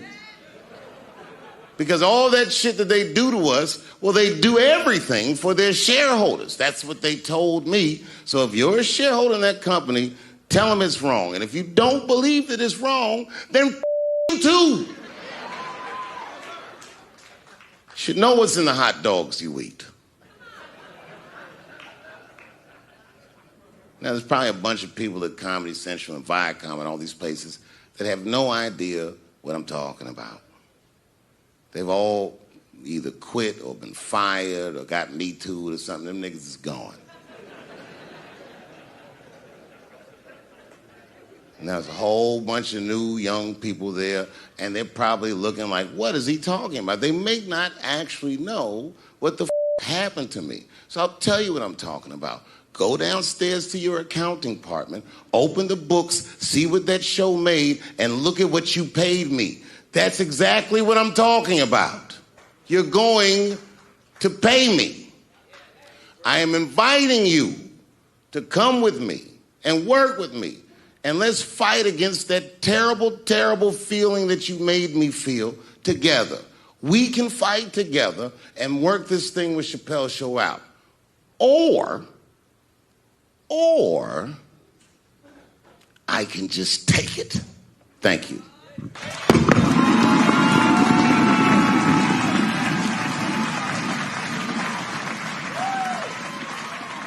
I need an alibi. I can't be no celebrity. This shit is just the worst. I'm seeing it. I can see why. I see why stars are crazy, man. I went to Disney World with my kids, which is a big deal for me. I don't get to see my kids so much. I do Chappelle's Show 20 hours a day, sleep for like half an hour, raise my kids for 10, 20 minutes, and I go back to work. Now, this particular day, I got to hook up with the kids. We went to Disney World. Everybody at the park.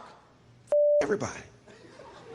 Hey, I'm Rick James. Hey, I'm Rick James. It's like, hey, man, hey, you mind not calling me a in front of my kids? Time out, can we take a day off? Even Mickey Mouse did it. I said, this is the most unprofessional shit I have ever seen in my life. Rick James. Oh, I was fed up. I caught that with an uppercut. Pop! Knocked his head clean off. Everybody was screaming. Oh my God, oh my God. Mickey Mouse is Mexican.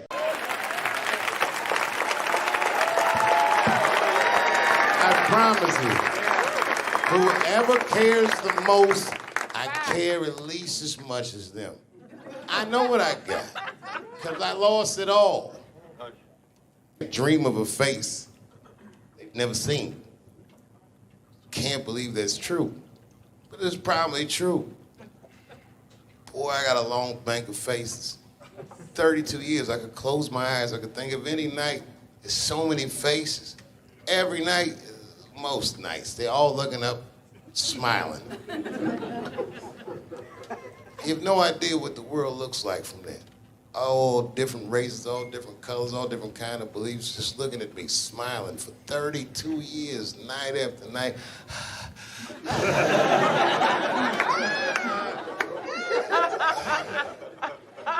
No comedian take that. It's too much. I got a lot of things to talk about tonight. First of all, I've stopped smoking weed. With black people, you didn't let me finish. Goddamn. I'm sorry, black people, to break the news so publicly, but I can't smoke with you anymore. Every time I smoke weed with my black friends, all you talk about is your trials and tribulations. I'm sick of that shit. I got my own problems. Nigga, that's a waste of weed. I'm smoking weed to run away from my problems, not take on yours. From now on, I smoke weed exclusively with white people. Calm down, because you win by default. You got good weed conversation. All white people talk about when they get high is other times that they got high. I can listen to that shit all night. Dude, remember at Frank's last week? It's f***ing smashed, man. And catalogs everything they drink. 2 shots of Jaeger, tequila, 4 bong hits men, beer, cheeseburger. That shit is great. Only bad part is you cannot pass out around white people. Every time white dudes pass out around each other, they always do some borderline gay shit when the guys are sleeping. Frank fell asleep, so we like stuck a carrot in his ass and put shaving cream on his balls. Like, why'd you do that to a friend of yours? He trusted you enough to sleep around you, gonna put a carrot in his ass? Is that nice? I tell you right now, if I put a carrot in a black dude's ass, a nigga will kill you when he wakes up for some shit like that. That is an automatic death sentence on the street. It's a rap for you. I'm gonna kill that oh. I thought y'all was friends, baby. What happened? I fell asleep at his house, right? We was drinking, and I fell asleep at his house, and while I was sleeping, right? I'm just gonna kill that all right? That's all you need to know. And carrots.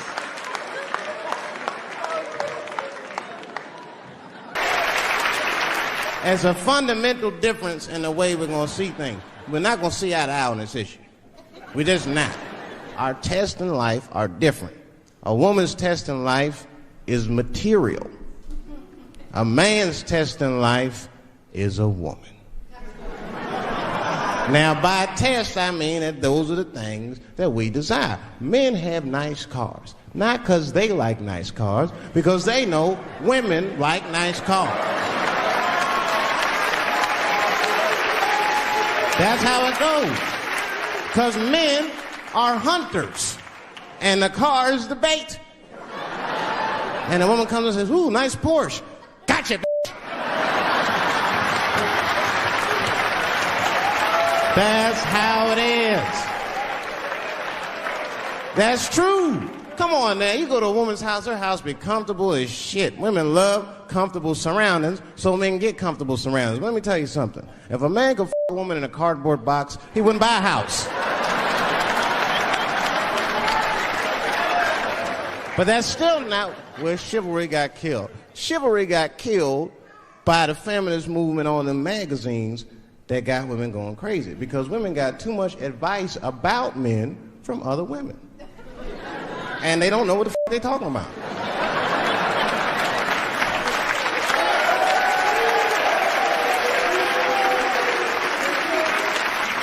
It's true. I see this shit in the magazines. I don't read them, but I be seeing the cover. I be in the grocery store, fellas, you look at one of the magazines, like, what is this? And they say on the cover, 100 Ways to Please Your Man by some lady. Get out of here, man. Come on. Ain't no 100 ways. That list is 4 things long. Just suck his play with his bones, and then fix him a sandwich and don't talk so much.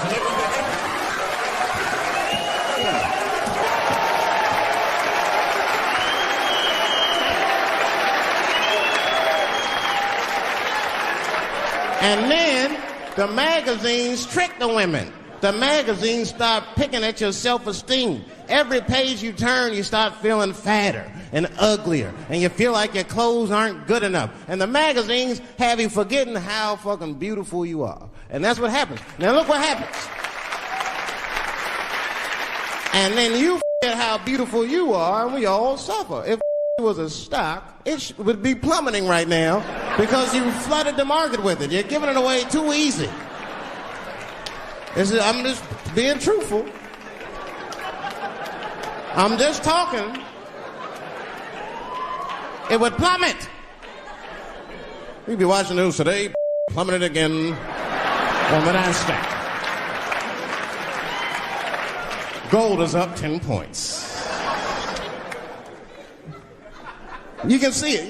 You ever have this happen? This is how confusing it is. This is the practical application of what I'm talking about. Like a guy be out, this happens to a lot of guys, you be out at a club, bar, right? You're kicking with your boys, and a girl walks by, and man, she looks good. She looks good. Not good in that classical way. I mean, you know, I'm talking good, like she got half her ass hanging out her skirt. Her titties are all mashed together, popping out the top of her turtleneck and shit.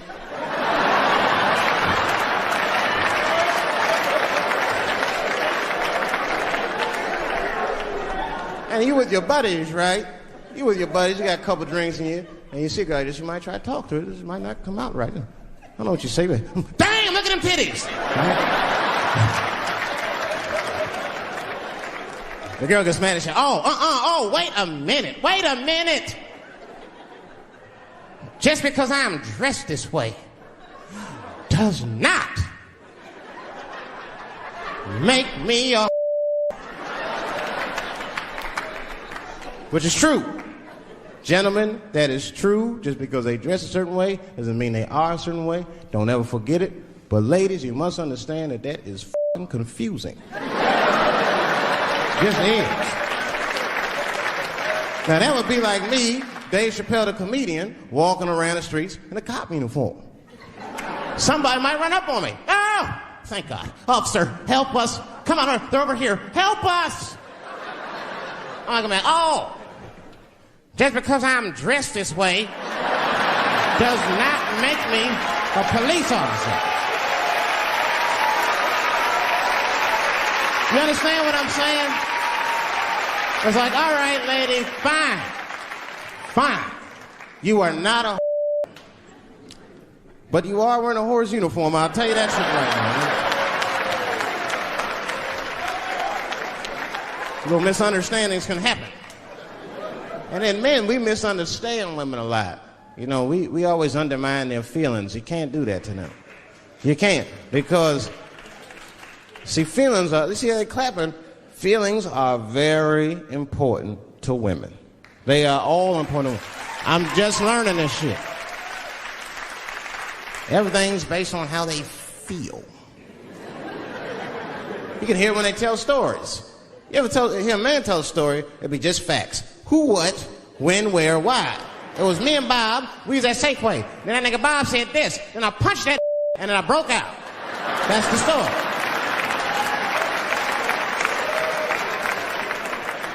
That's the story. Women tell stories, all these feelings. Well, first of all, you have to understand, I was on my period, and I just talked to my mother, so I was feeling like, God damn, so many feelings. What happened? Get to it. But I gotta talk about them. Gotta talk about them. That's how they always get me. I'll be sitting there, watching TV, chilling and shit. My old lady come up to me. David, we need to talk.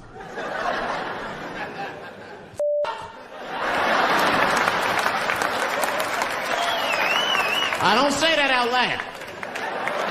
That's how I feel inside. Because I know every time we need to talk about some shit that I gotta do. We don't ever have to talk about anything she needs to do.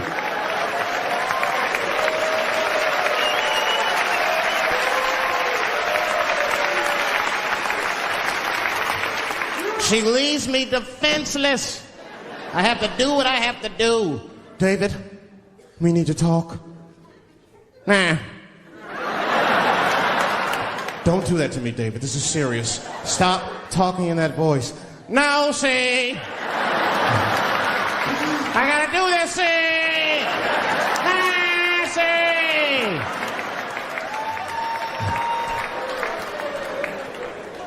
I complain, but I'm happy I'm with somebody. I don't want to be single. I don't like that.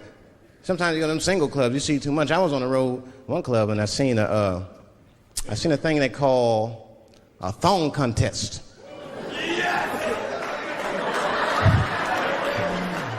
Yeah, I seen a thong contest. Yeah, it's some scandalous shit, all right. I couldn't get over that, man. Because the DJ, I was dancing with a girl, and the DJ said, everybody that wants to be in the thong contest, please report to the DJ booth. The girl was like, excuse me. They put on that song, let me see some thong, thong, thong, thong, thong, thong. Them girls was going off. Some of them pulled their pants down, some of them pulled their skirts up, all of them just shaking their butt. Some of them didn't even have underwear on, they was just shaking their butt. I mean, really, I was disgusted, but I couldn't turn away.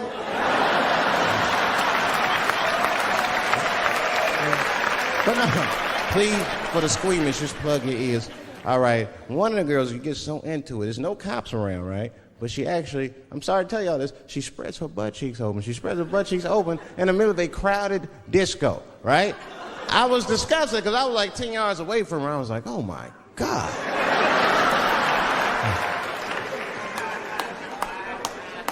Is that her birth canal? Oh, it gets worse. Good God Almighty, is that a baby? I know that's gross. It's gross. Because it was a baby. Oh. It was the same baby from the project. She's like, I snuck in the club.